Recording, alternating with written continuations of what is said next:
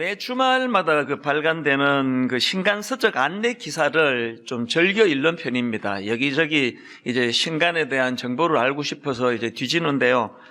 보니까 지난주에 나온 신간 서적 안내 글에 이런 내용이 있었습니다.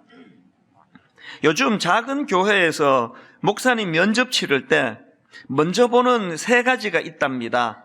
첫째는 일종 운전 면허, 둘째는 악기 다루는 재주, 그리고 마지막으로 노래 실력. 성경이나 설교보다 멀리까지 돌아다니며 사람의 마음을 휘어잡는 재능이 더 중요하다는 거죠. 물론 모든 교회가 그런 것은 아니겠지만 지금 시대의 한 단면이라는 생각이 들었습니다. 이게 어떤 맥락에서 나온 얘기인가 하면 그 다음 보십시오. 책 시장에서도 예능이 우선이라고 했습니다. 인문학 열풍이지만 인문학자가 아니라 예능 인문학자가 득세하는 연기자라는 스타 강사 몇 명의 이름이 연관 검색어처럼 떠오르는군요. 유능한 사람을 좋아합니다. 하지만 중요한 것과 덜 중요한 것의 순서가 바뀌지 않았으면 좋겠습니다. 본말이 전도되지 않은 유능이랄까요? 그 어떤 맥락인지 아시겠죠? 물론 글 쓴 분이요. 저는 작은 교회 상황이 정말 교역자들이 차량 운전을 위시해가지고 이것저것 북치고 장구치고 다 하지 않으면 안 되는 너무나 어렵고 열악한 상황이라는 것을 몰랐기 때문에 이런 잘못된 인용을 했다고 저는 그렇게 생각이 되지만, 근데 이제 말하고 싶어 하는 바가 너무 와닿는 거예요. 중요한 것과 덜 중요한 것의 순서가 바뀌지 않으면 좋겠습니다. 또 본말이 전도되지 않는 유능이면 좋겠습니다. 이 글을 보는데 마태복음 23장 23절 말씀이 떠오르는 겁니다. 화 있을진저 외식하는 서기관들과 바리새인들이여, 너희가 박하와 회향과 근처의 11조는 들이되 율법에 더 중한 바 정의와 긍휼과 믿음은 버렸도다. 그러나 이것도 행하고 저것도 버리지 말아야 할지니라. 저는 이것도 행하고 저것도 버리지 말아야 할지니라. 우리의 행함도 나타나야 되고 그 행함의 근원적인 근본 정신, 이것도 잃지 말아야 할지니라. 이 말씀이 왜 나왔는가 하면은요, 사실 그 당시 서기관들과 바리새인들의 행위 그 자체는 대단하고 놀라운 거예요.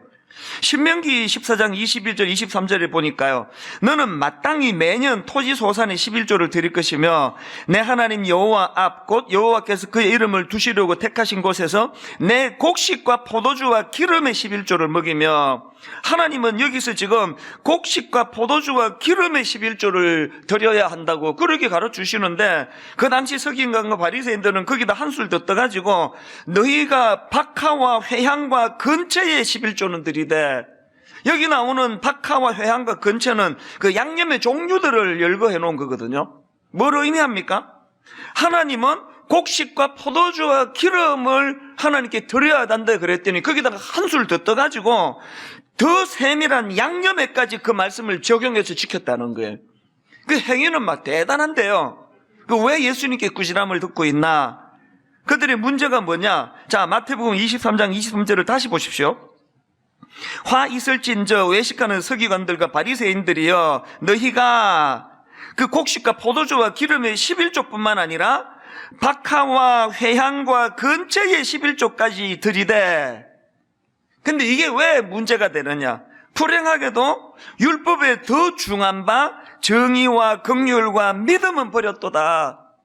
행위는 어마어마한데 그 행위가 가능하도록 하는 근본 정신, 그걸 지금 정의와 긍휼과 믿음으로 표현하고 있는데요, 그 근본 정신은 잃어버렸다는 겁니다. 우리가 오래 예수를 믿으면 참 닮아가기 쉬운 모습이 좀 이런 것 같아요. 저도 이런 점에서 좀 반성할 것이 하나 있는데요, 교회를 개척하고 제가 마음에 소원을 두고 기도 제목으로 삼았던 성경 구절들이 좀 있는데요, 그 중에 하나가 오늘 본문 마태복음 9장 35절입니다. 예수께서 모든 도시와 마을에 두루다니사 그들의 회당에서 가르치시며 천국 복음을 전파하시며 모든 병과 모든 약한 것을 고치시니라. 여기 나오는 가르치시며 전파하시며 고치시니라, 이 세 가지는요, 예수님이 이 땅에 오셔서 행하셨던 엄청난 그 모든 사역을 정리해서 세 가지로 정리한 게 이거예요. 예수님이 하신 모든 사역이 세 가지 안에 다 들어가거든요. 가르치시고 전파하시고 고치시더라. 제가 교회를 개척하고 어른 목회도 해본 적이 없는 제가, 또 어리버리한, 나이도 그때는 이제 42살, 또 경험도 없고 어리버리하고 이런 제가 이제 교회를 하니까 얼마나 두려운 게 많고 염려가 많았겠습니까? 그래서 제가 하나님께 이 구주를 가지고 절박하게 매달렸습니다. 하나님, 분당 우리 교회가 건강한 교회가 되기 위해서는 주님이 행하셨던 그 역사들 가르치시고 전파하시고 고치시는 이 사역이 우리 교회 안에 일어나기를 원합니다. 정말 간절히 매달렸거든요. 근데 뭐가 문제인지 아십니까? 저는 35절만 구했는데요, 사실은 36절과 35절은 떼면은 안 되는 구절입니다. 자, 36절을 보시겠습니까? 무리를 보시고 불쌍히 여기시니 이는 그들이 목자 없는 양과 같이 고생하며 기진함이니라. 그러니까 35절에 나오는 주님의 가르치시고 전파하시고 고치시던 그 사역이 어디서부터 출발된 건가, 어느 정신에서 출발됐던가, 무리를 보시고 불쌍히 여기시는 마음, 목자 없는 양처럼 유리방황하는 그들에 대하여 불쌍하게 보시는 그 근본적인 주님의 마음, 거기서부터 나온 게 가르치시고 전파하시고 고치시는 건데, 저는 그 정신에 대해서는 36절에 대해서는 관심이 별로 없고, 눈으로 보여지는 아버지 이 교회가 구색을 잘 갖추어 가지고 가르치시고 전파하시고 잘 고치는 그런 교회가 되기를 원합니다. 병 잘 낫는 교회가 되면 얼마나 좋겠습니까? 그런 생각만 제가 하고 있었던 게, 이게 잘못된 생각이더라는 거예요. 한참 제가 시간이 지나고 제가 철이 들면서 내가 정말 바리새인처럼 치우치는 기도를 했구나, 이거를 깨닫고 나서는요, 요즘에는 35절은 차라리 잘 구하지 않습니다. 오히려 그 근본 정신이 36절, 무리를 보시고 불쌍히 여기시니, 이걸 참 많이 구해요. 그랬더니 제 삶에 근본적으로 놀라운 변화가 일어났습니다. 이건 엄청난 변화라고 생각하는데요. 이런 면에서 저는 분당 우리 교회 그 초창기 부교역자들 생각하면 참 미안해요. 그때는 그냥 가르치시고 전파하시고 고치시느라 여기에 그냥 온 마음을 다 열정적으로 쏟아가지고 하다가 보니까요, 그때는 내 중심이 정말 하나님, 저는 녹슬어 없어지기보다 따라서 없어지기를 원합니다. 내 마음이 진짜 소원이었습니다. 설교 시간에 이것도 자주 이야기했습니다. 아버지, 나는 100살 그러는데요, 오래 살고 싶은 마음 없습니다. 사역하다가 인생을 바치기 원합니다. 녹슬어 없어지기보다 따라서 없어지겠습니다. 그러면서 다른 게 보여질 정도로 그렇게 열심히 달려갔거든요. 그래가지고 그때는요, 특별 새벽 부흥회, 봄에 40일 특별 새벽 부흥회, 가을에 40일 특별 새벽 부흥회, 또 연말에 2주 또 특별 새벽 부흥회, 지금 아마 하고 있을 때예요, 지금이. 초창기에 등록 안 한 거 진짜 잘하신 거예요. 정신없이 밀어붙이고, 저도 40일 특별 새벽 부흥회 할 동안에는 여기 설교 준비하고 집으로 가서 씻지도 않았습니다. 성도들이 이렇게 새벽에 나와 기도하고 회사로 바로 가는데, 목사가 집에 가서 씻고 그러면 되겠냐 그래서 여기서 제가 하루를 그대로 보내고, 그렇게 가슴이 불타오를 때니까요, 그런 눈으로 부교역자들을 보니까 답답해 죽겠는 거예요. 그럼 먹을 거 다 먹고 쉴 거 다 쉬고 언제 일하느냐고. 화요일 날 교역자 회의 때마다 얼마나 내가 화도 잘 내고 그냥 교역자들이 그 시간에 한 말도 못하고 그냥 땅만 쳐다보고 이런 때가 여러 번 있었습니다. 지금은 제가요, 불쌍히 여기사 이걸 구했더니 제가 그렇게 태도가 달라졌습니다. 교역자 회의하든 또 한 번씩 제가 교역자들 만나면 하는 말이, 좀 쉬어가면 해라, 쉬어가면. 집에 들어가고 애들도 지금 봐야지 왜 그러느냐고. 사람이 쓸 수 있는 에너지가 100이라면 그 100 다 쓰면 안 된다. 한 80, 90 그렇게 아껴가면서 써야 된다. 요즘은 내 태도가 달라졌습니다. 그러다가 보니까 초창기 때 교육자들한테는 되게 미안해요. 그때는 100이면 100 다 써야지. 이거 쓰고 죽자. 이런 분위기였거든요. 그게 아주 잘못됐더라고요. 요즘 제가 우리 교육자들을 보면서 그렇게 그냥 냉정하게 닥달하고 몰아붙이지 않아도요, 만날 때마다 쉬어라 그러고 그런다고 해서 이게 그렇게 하는 교육자 없습니다. 여러분, 우리가 35절에서의 이 기능도 중요하지만 36절에서의 근본 정신, 이 불쌍히 여기사. 그래서 저는 오늘 이 36절에 나오는 불쌍히 여기사라는 말씀을 중심으로 해서 이제 우리가 회복해야 될 한 3가지를 좀 나누고 싶은데요. 여러분, 첫째로 회복해야 될 게 하나 있습니다. 그게 뭐냐? 예수님의 긍휼하심을 회복하셔야 됩니다. 36절을 다시 보십시오. 무리를 보시고 불쌍히 여기시니 이는 그들이 목자 없는 양과 같이 고생하며 기진함이라. 교회가요, 이 긍휼을 잃어버리면 다 잃는 거예요. 이 긍휼이 없는, 순장님이 좀 어려운 미숙한 부분이 좀 있으시다. 그때 그 순장님을 향하여 그 긍휼한 마음이 없으면 그 다락방이 어떻게 되겠습니까? 그 어떤 순원이 좀 연약한 부분이 있어요. 그 분위기를 자꾸 흐리게 만들어요. 그러면 그 순원에 대한 주님의 이 불쌍히 여기시니의 마음이 없다면 그 다락방이 어떻게 되겠냐고요. 이 불쌍히 여기사의 긍휼이 없는 교회는 생각만 해도 끔찍해요. 근데 여러분이 36절을 다시 한번 보시겠습니까? 여기 보니까요, 예수님의 불쌍히 여기사라는 말씀 앞에 무리를 보시고라는 그 말씀이 하나 더 나와 있네요. 사람은요, 뭘 보느냐가 그 사람의 그 관심사 아닙니까? 배가 고프면 막 온 동네 식당밖에 안 보입니다. 배가 아프면 온 동네 병원밖에는 안 보여요. 내 눈이 가는 그게 내 관심사예요. 설교를 하는데 그저 예쁘고 옷 잘 입고 세련돼 보이는 사람에게만 눈이 가면 그게 내 관심사예요. 설교를 하다 보면 뭔가 기운이 빠져 있고 좀 우울해 보이고 마음이 이렇게 얼굴에 수심이 가득한 분들이 그게 자꾸 보여지면 그게 또 제 관심사예요. 근데 오늘 예배 때는 다 우울해 보여가지고 추워서 그런가? 여러분이 눈길이 가는 그게 여러분의 관심사고 그게 여러분이에요. 그게 예수님은요, 어디에 관심을 가지고 주로 보시느냐? 자, 마태복음 14장 13절 14절입니다. 예수께서 들으시고 배를 타고 떠나사 따로 빈 들에 가시니 무리가 듣고 여러 고을로부터 걸어서 따라간지라. 예수께서 나오사 큰 무리를 보시고, 무리가 엄청 많습니다. 큰 무리를 보시고 불쌍히 여기사, 그 다음 보세요. 그 중에 있는 병자를 고쳐주시니라. 예수님이 지금 누구를 주목한 겁니까? 그 중에 있는 큰 무리들 중에 그 중에 있는 병자를 주목하셨기 때문에 그들을 고쳐주시는 결과가 나온 거 아닙니까? 누가복음 10장에 나오는 선한 사마리아인 이야기도 마찬가지예요. 어떤 사람이 강도를 만나가지고 다 죽게 돼가지고 길거리에 지금 던져져 있습니다. 중상을 입고 있는 것 같아요. 근데 그걸 본 제사장도 그냥 지나가고 레위인도 그냥 지나갔는데 사마리아 사람은 그 길거리에 버려진 강도 만난 사람을 치료해주고 돌보고 정성을 다해주더라, 그런 얘기거든요.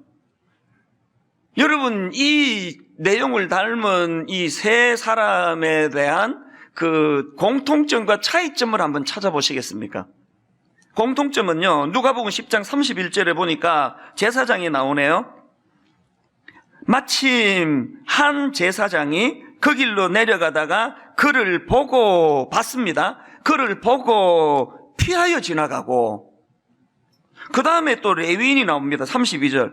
또 이와 같이 한 레위인도 그곳에 이르러 그를 보고 또 봤습니다. 피하여 지나가되. 그 다음에 이제 다른 행동을 보여준 사마리아인에게는 앞에 두 사람과의 공통점도 있고 차이점이 있는데, 자 보십시오. 33절. 어떤 사마리아 사람은 여행하는 중 거기 이르러 그를 보고, 그 다음에 불쌍히 여겨. 공통점은 세 사람 다 본 거예요. 불쌍히 여겨의 마음으로 눈으로 본 사람은 사마리아 여인이에요. 이게 행동이 갈라지는 거예요. 어떤 눈으로 그를 보느냐? 다락방에서 눈에 자꾸 거슬리게 하는, 혹은 어떤 약점이 있는 어떤 사람이 있는데 그 사람을 내가 어떤 눈으로 보느냐가, 그를 보고가 그 사람에 대한 태도를 결정짓는다는 거예요. 탕자의 아버지도 마찬가지 아닙니까? 그 둘째 아들 그 탕자는 그거 완전 폐륜아 아닙니까? 아버지가 돌아가셔야 자기 몫을 요구할 수 있는데, 멀쩡히 두 눈 뜨고 살아계시는 아버지 돌아가시지도 않았는데 유산 내놓으라고 얼마나 집요하게 요구했으면 그 자식 이기는 부모 없다고. 그래가지고 그냥 돌아가시지도 않은 상태에서 아버지 유산 챙겨가지고 허랑방탕하게 쓰다가 결국은 그냥 돼지 쥐엄 열매, 돼지 우리에서 지내던 냄새 펑펑 나는 그놈의 자식이 다시 집으로 돌아오는데, 아버지가 너 이미 호적에서 팠다. 넌 내 자식 아니다. 그렇다고 해서 거기에 누가 항변할 수 있습니까? 그런데 아버지는 말로도 할 수 없는 그 큰아들이 상처받을 정도로 그를 환대해 주시지 않습니까? 이게 어떻게 가능했는지 아십니까? 누가복음 15장 20절을 보십시오. 이에 일어나서 아버지께로 돌아가니라. 아직도 거리가 먼데 아버지가 그를 보고 측은히 여겨 달려가 목을 안고 입을 맞추니. 아버지가 보셨는데요, 측은히 여기셨어요. 측은히. 다시 말씀드리지만 교회는 이거 이러면 다 잃는 거예요. 여러분이 막 성경 지식이 탁월하고 그냥 그 서기관과 바리새인들처럼 하나님께서 곡식 바쳐라 그러면 그 향까지 다 바칠 정도로 열심을 낸다 할지라도, 여러분 내면에 불쌍히 여기사의 정신이 없다면 여러분은 하나님 앞에서 건강한 크리스천은 아닙니다. 제가 수많은 사람들을 상대하다가 상처도 많이 받거든요. 정말 잠을 이루지 못할 정도로 그렇게 가슴을 후벼 파는 그런 사람도 있고, 정말 모든 마음으로 다 정성껏 다 해줬는데 거기다가 그냥 배신을 느끼게 만드는 이런 일을 겪으면은요, 어떨 때는 불면증도 와요. 잠이 안 오고 분하고. 제가 이런 일들을 몇 번 겪다가 보니까 이 마음의 번뇌가 언제 회복이 되는지 아세요? 누가 그 사람 얘기를 해주는데 너무너무 상처가 많고 어릴 때부터 그런 아픔을 많이 겪어서 이런 일이 있더라. 그 얘기가 딱 들어오면은요, 바로 용서가 돼요. 그래서 제가 깨달은 게요, 상대방을 불쌍히 여기면 다 해결이 돼요. 바로 그날 밤부터 잠 잘 오게 되는 거 아닙니까? 가정도 마찬가지예요. 여러분 가정 회복은요, 그렇게 미숙한 남편이나 아내가 나이 들어가지고 성숙해져서 가정 회복되는 거 아닙니다. 가정 회복은요, 사람은 그렇게 잘 바뀌는 거 아닙니다. 결혼하고 딱 한 달 살아보면 그게 죽을 때까지 그 사람 모습 아닙니까? 사람 안 바뀝니다. 가정의 평화가 언제 일어나는지 아세요? 그 미숙하고 연약한 상대방에 대하여 화가 나고 분노가 생기던 내가 믿음이 들어오고 성숙해져서 그 상대방이 불쌍해지면 그때부터 가정 회복이 일어나는 거거든요. 꼭 이렇게 설교하면은 내가 우리 아내를 불쌍해지게 해야 되는데 우리 마누라가 이 설교를 잘 듣겠지? 이렇게 하는 것 자체가 그게 미숙한 사람이에요. 그게. 그런 사람을 긍휼히 여겨주시기를 바랍니다. 두 번째로요, 또 회복해야 될 게 하나 있는데요, 우리가 추구하는 긍휼은 행함으로 연결되는 긍휼이어야 된다는 겁니다. 존 스토트 목사님이 누가 나의 이웃인가라는 그 소책자를 썼는데 거기에 이런 표현을 했습니다. 자, 들어보세요. 예수님의 긍휼하심이 말로만 그쳐버린 적은 결코 없었다. 그것은 행동으로 표현되었다. 그는 보셨으며 느끼셨으며 행동하셨다. 행동은 눈에서 마음으로, 마음에서 손으로 이어진다. 여러분, 행동은 눈에서 마음으로 연결이 되고 마음에서 손으로 이어진대. 이게 예수님의 긍휼하심의 특징이래요. 이게 왜 의미가 있느냐? 여러분, 오늘 본문이 배경이 마태복음 9장이지 않습니까? 근데 이 앞에 내용을 쭉 보면은요, 마태복음 7장까지 예수님이 산상수훈, 산으로 가셔서 주옥 같은 말씀을 전하십니다. 누가 네 오른뺨을 치거든 왼뺨도 돌려대라. 이게 다 산상수훈이거든요. 누가 너를 고발해서 속옷을 뺏으려고 하거든 그도까지 가지게 해라. 이게 산상수훈이에요. 누가 억지로 오리를 가게 하거든 미금역까지 가져라. 이게 산상수훈이거든요. 이 아재 개그가 통하는 유일한 데가 분당우리 강단이에요. 설마 이거 웃으랴? 그러면서 했더니 통하네요. 누가 오리까지 가달라 그러면 심리까지 가겠다. 이게 다 산상수훈이에요. 이게 다 이론이잖아요, 이론. 예수님이 이런 이론의 가르치심을 하시고요. 이제 8장에 보면은 산에서 내려오세요. 가르침을 다 끝내시고 8장 1절을 보세요.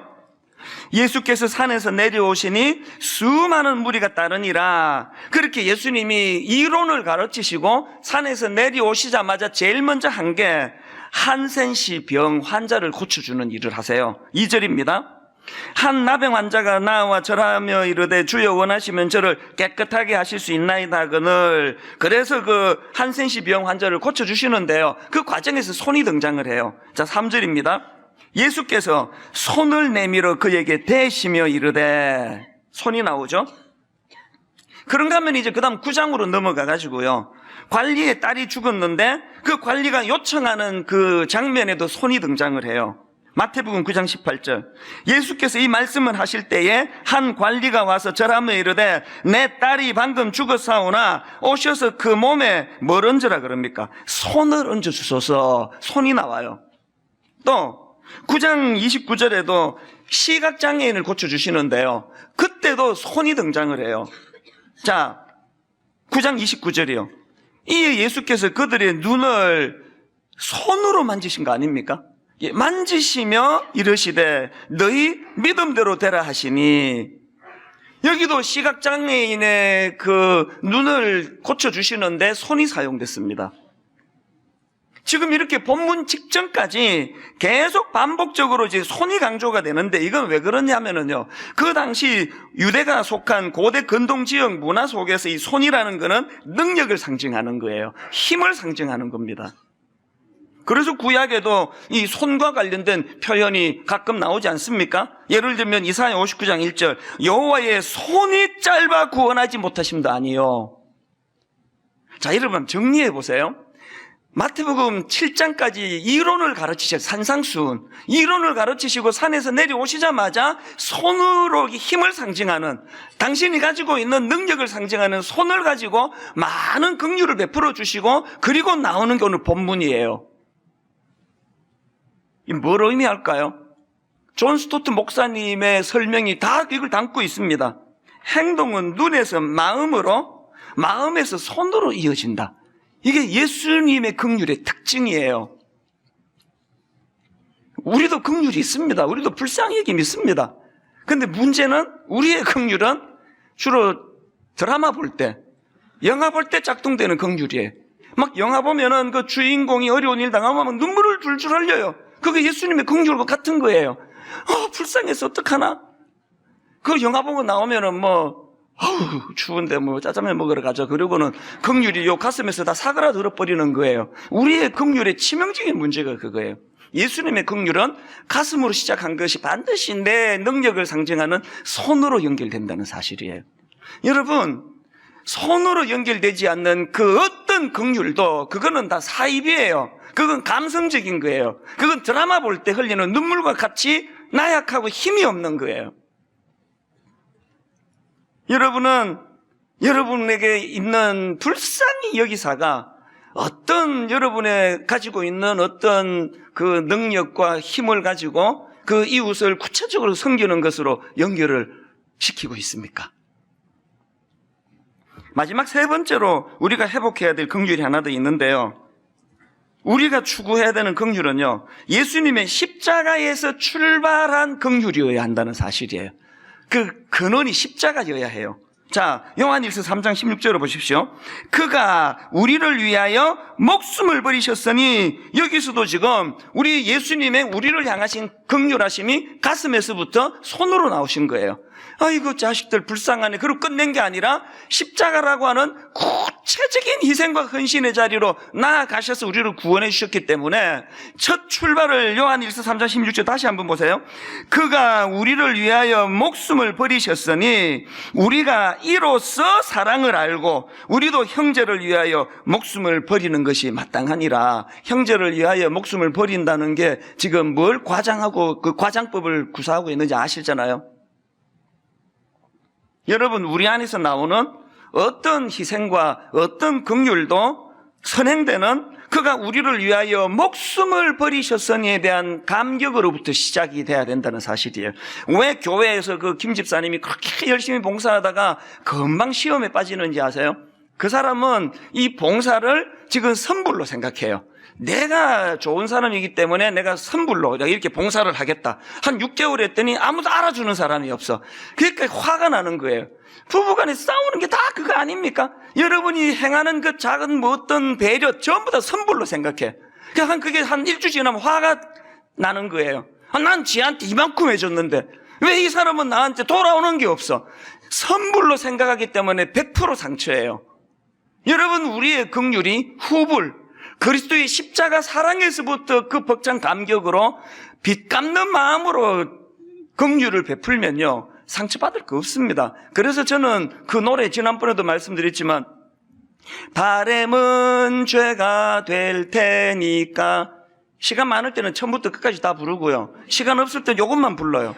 바램은 죄가 될 테니까, 내가 내 아내에게 바라는 그 모든 건 다 죄예요.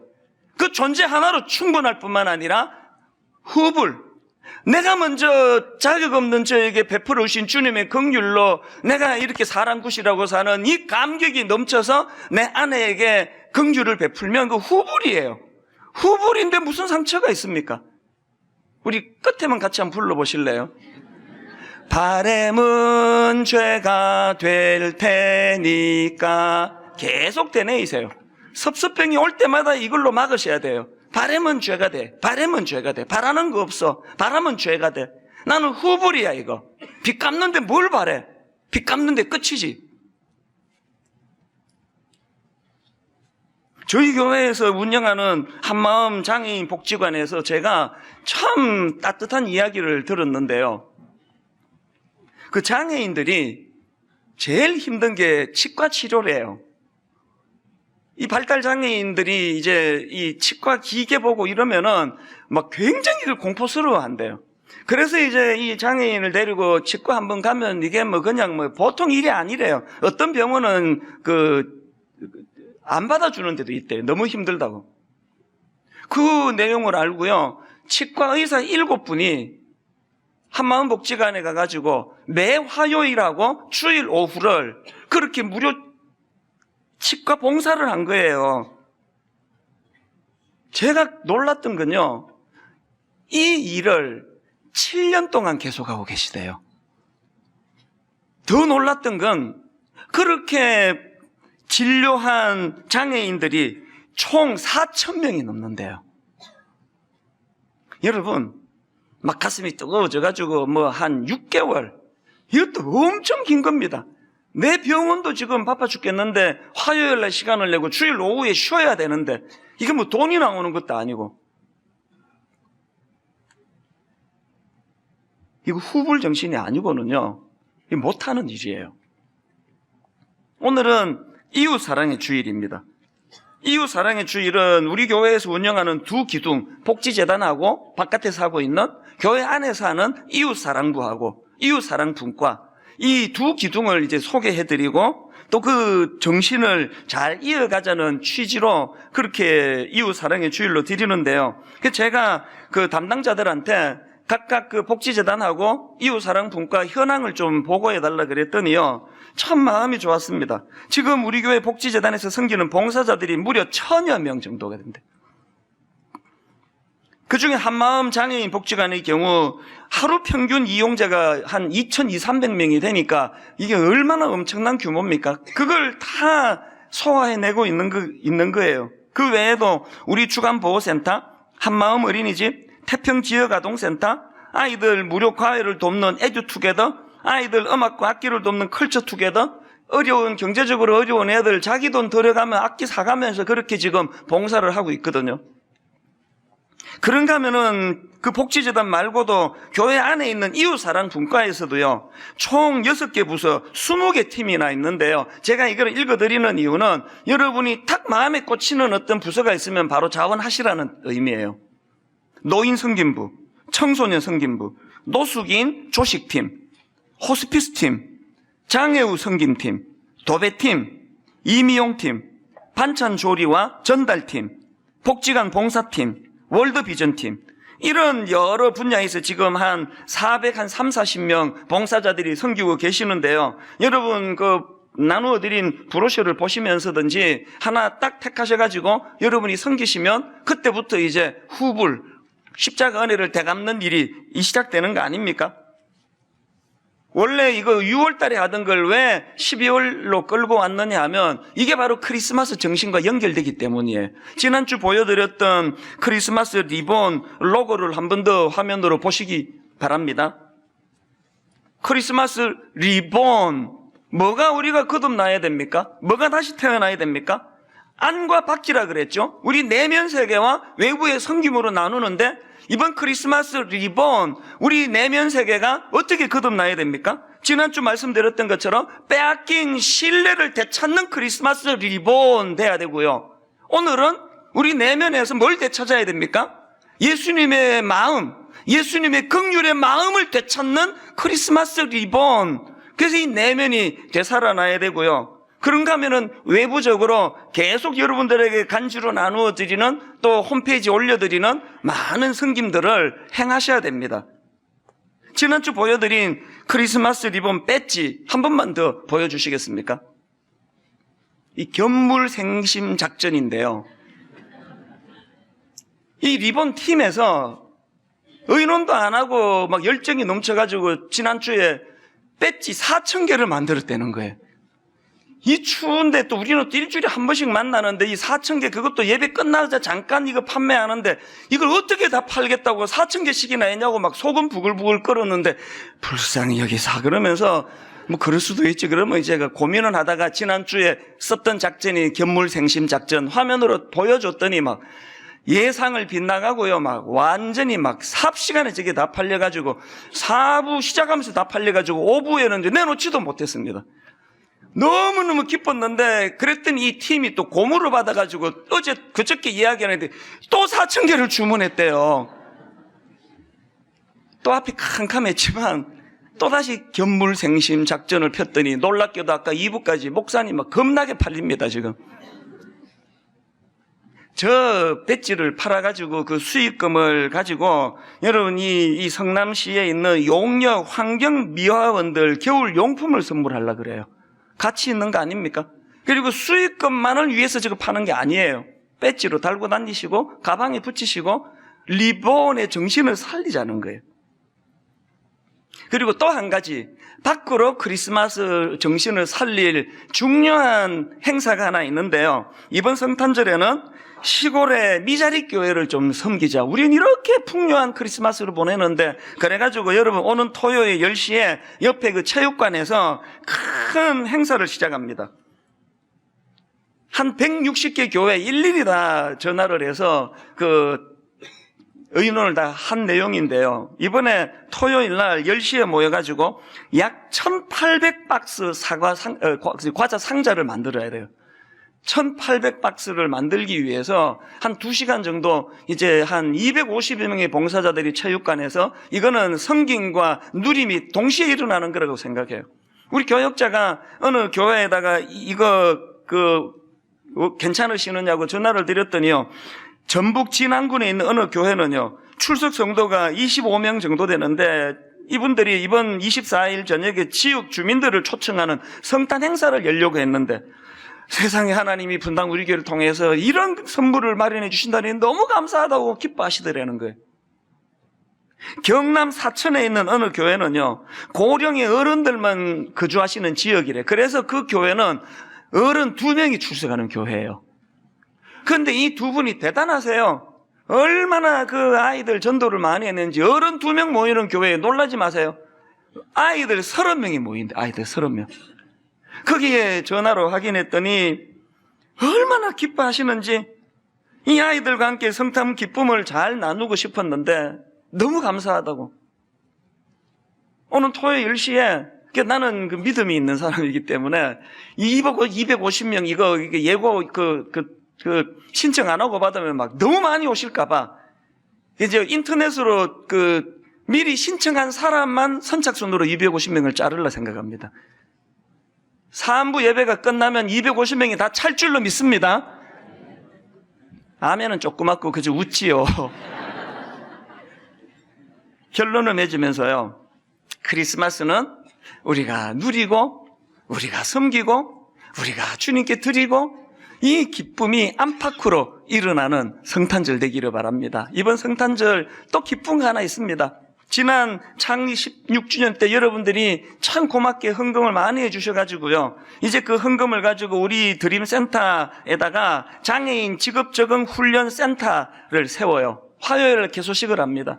장애인 직업적응 훈련센터가 어떤 의미가 있는지 아십니까? 중증 장애인으로 오래 마음에 상실감을 갖고 있던 우리 청년들이, 장애인들이요, 이제 자기들이 평생 뭔가를 자기들이 움직여서 월급을 받는 이런 일들에 대한 꿈을 꾸면서 희망이 생긴다는 거예요. 그래서 그 일들을 하면서 결혼하고 싶어요, 이런 고백을 하는 장애인이 생기고요, 여러 마음에 나 이거 사고 싶다, 월급 받아 이거 나 이거 사야 되겠다. 그래서 그 이름을 우리 꿈터로 정해. 우리 꿈터. 교회가 왜 이런 일을 해야 된다고요? 교회가 이런 일을 하는 데예요. 왜 그렇습니까? 예수님의 시선이 그곳에 머물러 있기 때문이에요. 오늘 우리 이 찬양 말씀을 기억하시면서 이 찬양 부르기 원하는데요, 내 마음에 주를 향한 사랑이 나의 말엔 주가 주신 진리로 나의 눈에 주의 눈물 채워주소서. 행함이 있는 긍휼, 가슴에서 시작한 긍휼이 손으로 연결되는 긍휼, 또 십자가로부터 출발되는 그 긍휼, 이 긍휼이 회복되기를 바라면서 우리 함께 이 찬양 부르기 원합니다. 최근에 후배 교역자가 신문 기사 하나를 제게 보내왔는데, 보니까 2003년도에 나온 기사인데요, 그 오래된 기사를 제게 보내줘서 보니까 그 눈에 떠있는 한 대목이 있었습니다. 적군보다 무서운 아군의 오인 사격. 그게 어떤 내용이 좀 짐작이 가지 않습니까? 미국의 걸프전을 위시해가지고 많은 전쟁에서 그 아군끼리 총질을 하다가 아군의 그 오인 사격에 그렇게 목숨을 잃는 군인들이 많다는 겁니다. 한 예로 임무 수행을 마치고 귀환하던 영국 공군 전폭기가 같은 아군인 미군이 쏜 패트리어트 미사일에 맞아서 격추돼가지고 영국 군인 전원이 사망한 사건이 있었다는 겁니다. 그런가 하면은 1991년도에 있었던 걸프전 당시에 미국을 도와서 출전했던 그 영국 군 사망자 4분의 1이 아군인 미군의 총격으로 목숨을 잃었다는 겁니다. 그래서 그 당시 미국을 포함한 연합군들이 가장 두려워했던 것이 그 같은 편에 의한 오인 사격, 이걸 제일 두려워했다, 그런 내용의 기사였던 것입니다. 이게 참 저에게 인상적이었고요.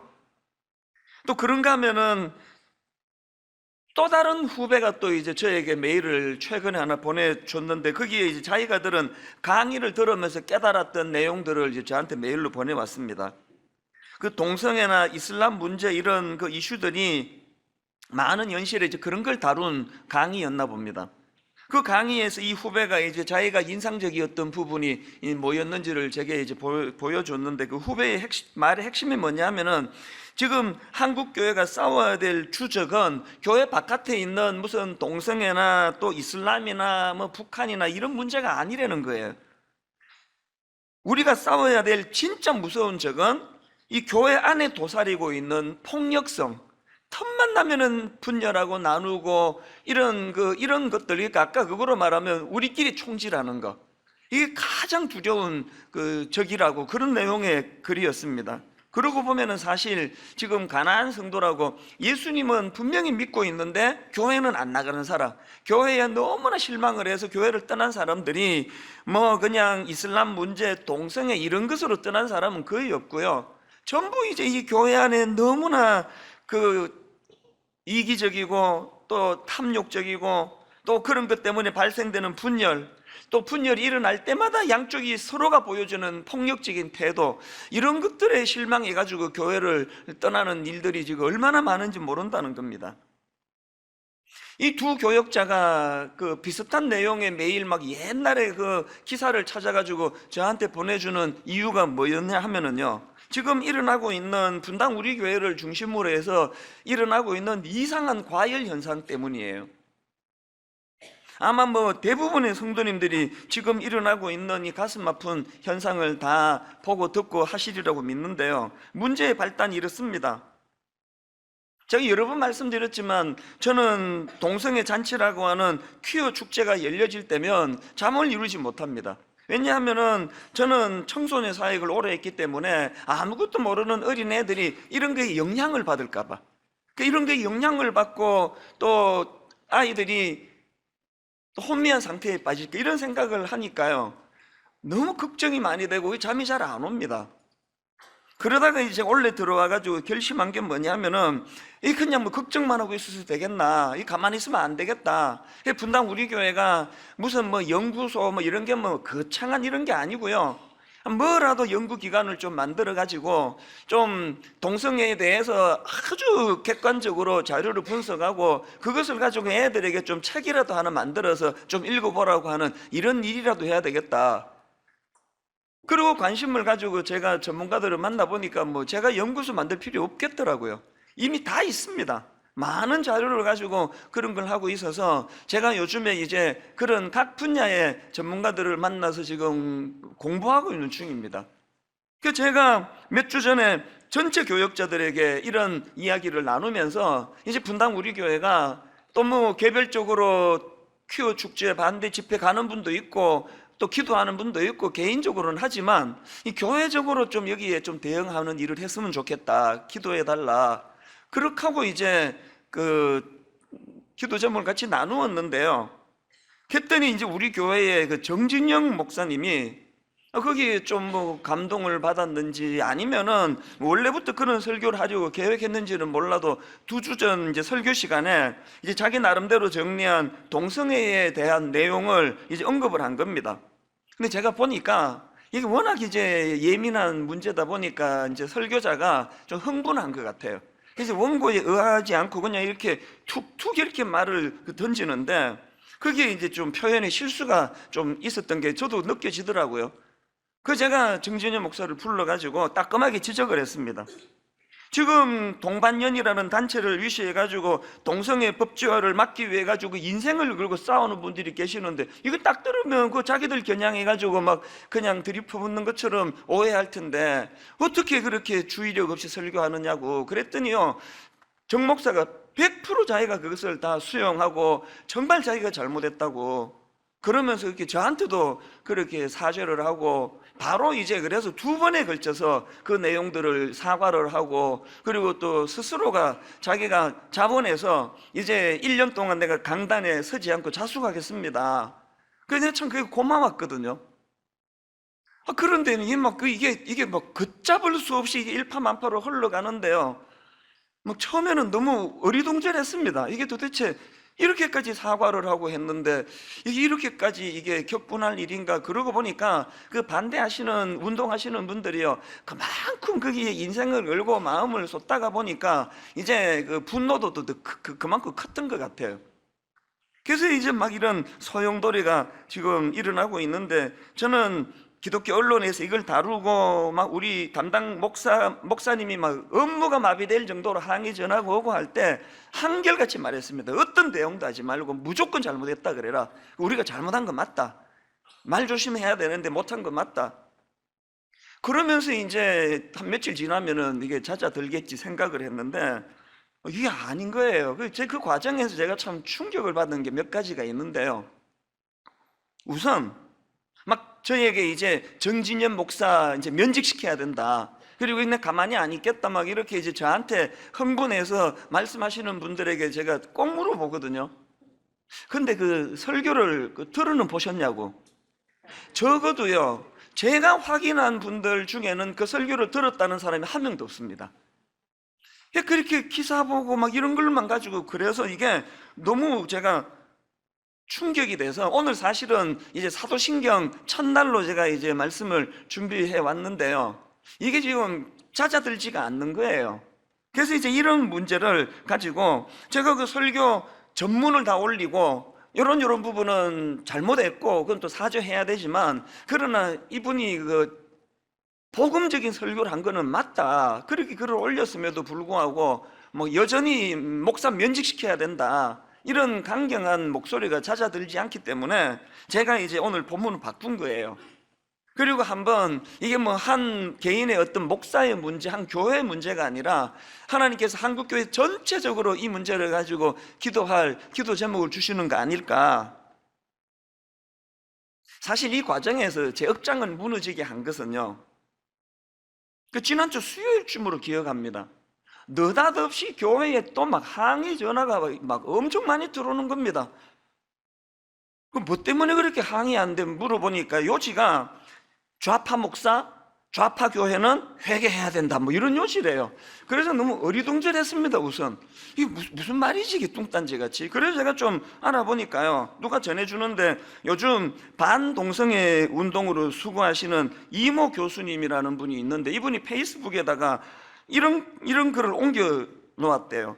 이찬수 목사, 콤마, 신영복 교수를 존경합니다, 퀘션 마크로 이렇게 해가지고 글을 이제 옮겨놓고는 이런 글을 썼답니다. 동성애는 이미 대세라는 부목사의 설교는, 이제 우리 정진영 목사를 놓고 하는 말이죠.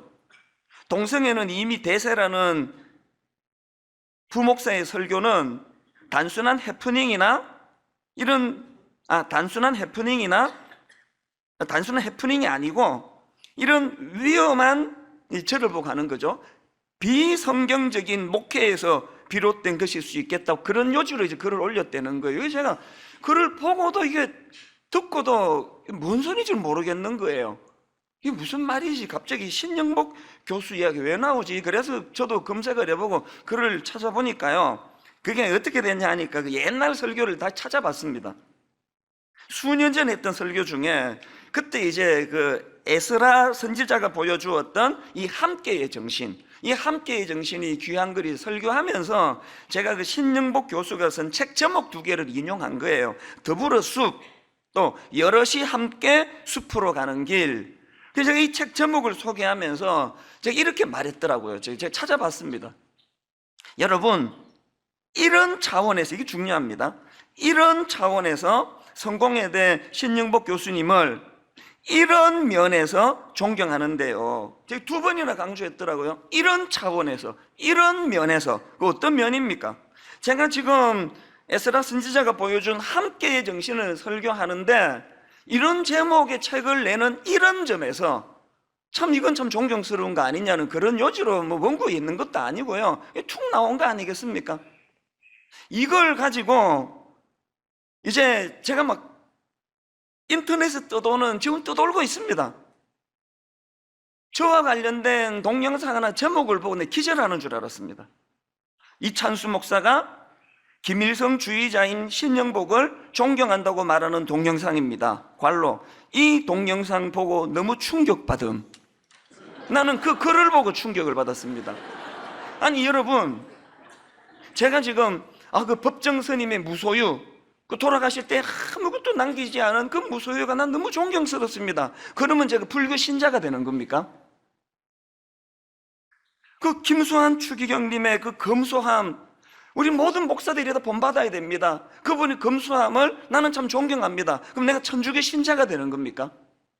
이걸 똑 따가지고, 그래가지고요, 저는 그 글을 올리신 그 이모 교수님은 누군지 잘 알지도 못하지만, 이분이 적어도 반동성애 운동을 하시는 분이라고 하니까, 저는 이분에 대해서 잘 모르지만 그래도 이분이 그 불교 신자였다가 그 간증을 들어보니까 불교도로서 목사님을 조롱하다가 예수님을 만나서 변화가 되었다, 그런 간증을 하고, 초신자인데도 불구하고 이렇게 그 전면에 나서서 애쓰시는 거, 이런 것들이 제 마음으로는 그 참 기도해 드려야 되겠다, 그런 생각을 하는 분인데, 설마 이런 분이 저한테 확인도 안 해보고 이런 글을 옮겨 쓸까 해가지고요, 그 하지도 않는 페이스북을 어떻게 해가지고 그 들어가 봤습니다. 나 또 기절하는 줄 알았습니다. 그분의 그 글 밑에다가 댓글이 있는데 몇 개만 내가 소개해 드릴게요. 댓글 1. 이찬수 목사도 위험하네요. 사상이 그런 사람인 줄 몰랐는데 때가 되니 다 나오네요. 댓글 2. 이찬수의 본색을 드러내는군요. 결국 좌파 목사라는 것을 확실하게 알게 해주는 영상입니다. 댓글 3. 빨갱이가 목사로 취직하면 저렇게 됩니다. 어차피 믿음이 뭔지도 모르는 자들. 배교라는 단어도 아깝다. 배신할 만큼 마음에 예수를 품은 적이 있기나 했던가? 신영복 교수님이 저는 그분의 생각과 사상과 이런 데 별로 관심이 없고요, 또 그분을 제가 호도할 이유도 없고 존경할 이유도 없고, 이런 책 제목을 함께의 정신으로 제목을 쓴 거에 대해서 언급을 했더니 이걸 가지고 제가 지금 빨갱이가 돼 있는 거예요. 내가 그날 그 충격을 받은 게 뭐냐면요, 그래도 여러분 반동성애 운동하시는 참 신실하신 크리스찬의 그 사이트 아닙니까? 거기에 이런 글들에 대해서 누구 하나도 왜 함부로 그렇게 그런 글을 쓰느냐는 지적이 하나도 내 눈에는 안 보이는 거예요. 그게 너무 충격이 됐습니다. 그날 제가 억장이 무너진 게 뭔지 아세요? 제가 지난 보수 정권 10년 동안 내내 진보 진영 사람들한테 이찬수 목사는 보수다, 이찬수 목사는 꼴통 보수다, 그런 소리를 내가 10년 내내 시달렸거든요. 말만 하면은 저 꼴통 보수, 니 때문에 나라가 안 된다는 식으로 그렇게 내가 10년 내내 꼴통 보수 소리를 들으면서 욕을 얻어먹고 살았는데, 어떻게 정부가 딱 바뀌는 순간에 제가 뭐가 달라졌습니까? 제가 딱 바뀌는 순간에 제가 빨갱이가 돼 있다, 빨갱이가. 우선요, 화도 안 나고요, 그분들이 다 크리스찬이니까 미워할 수 없잖아요. 동생들인데. 슬프더라고요, 그냥. 이게 내부 총질이라는 게 이런 거구나, 이게. 내부의 총질에 맞아 내가 죽으면, 제가 우울증 걸리고 그래가지고 내가 죽으면 이거 뭐가 되는 겁니까, 이게? 제가 이런 글들에 대해서 그 좌절하는 게 뭐냐면요, 어떻게 공격하는 방식이 그렇게 양쪽이 똑같았냐는 거예요. 지난 보수 정권 10년 내내 그 툭하면은 왜 그 보수 신문을 이용하느냐, 인용을 왜 그런 신문에서 하느냐고. 오늘 본문이랑 너무 적절한 조화되어 있는 그 본문인 걸 찾았는데, 제가 신문 가려서 그거 다 빼면은 무슨 거리로 내가 설교합니까? 툭하고 설교하면은 왜 그 보수 진영의 누구를 인용을 하느냐고. 그래서 10년 내내 시달렸는데, 이게 그냥 대상은 바뀌고 공격은 바뀌고 꼴통 보수에서 급진 그 진보주의자가 자의적으로 제가 변신을 했는데, 공격 내용은 지금 똑같은 거 아닙니까? 왜 그 신영복 교수 책 인용하느냐는 그 얘기 아닙니까? 이제 슬픈 거예요, 그냥.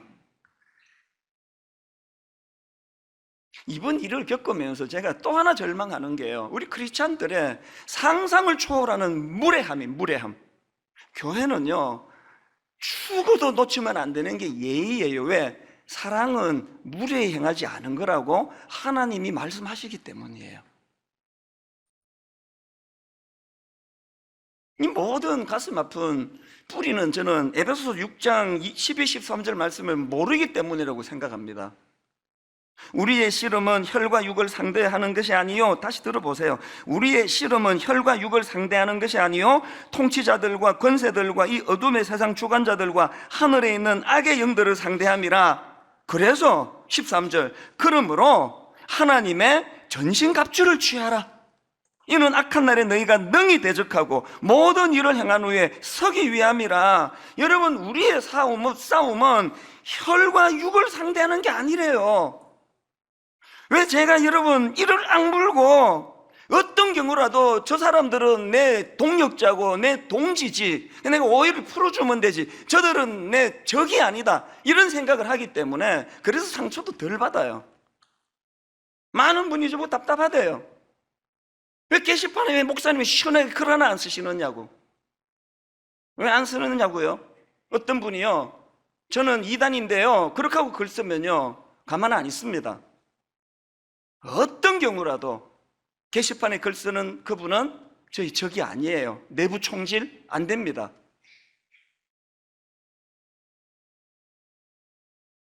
그냥 지난 몇 주간 많이 슬펐습니다. 그래서 주님은 이런 현실을 어떻게 보실까? 그래서 제가 이런 마음의 아픔을 가지고 묵상하다가 발견한 게 오늘 본문에서의 주님의 질책이에요.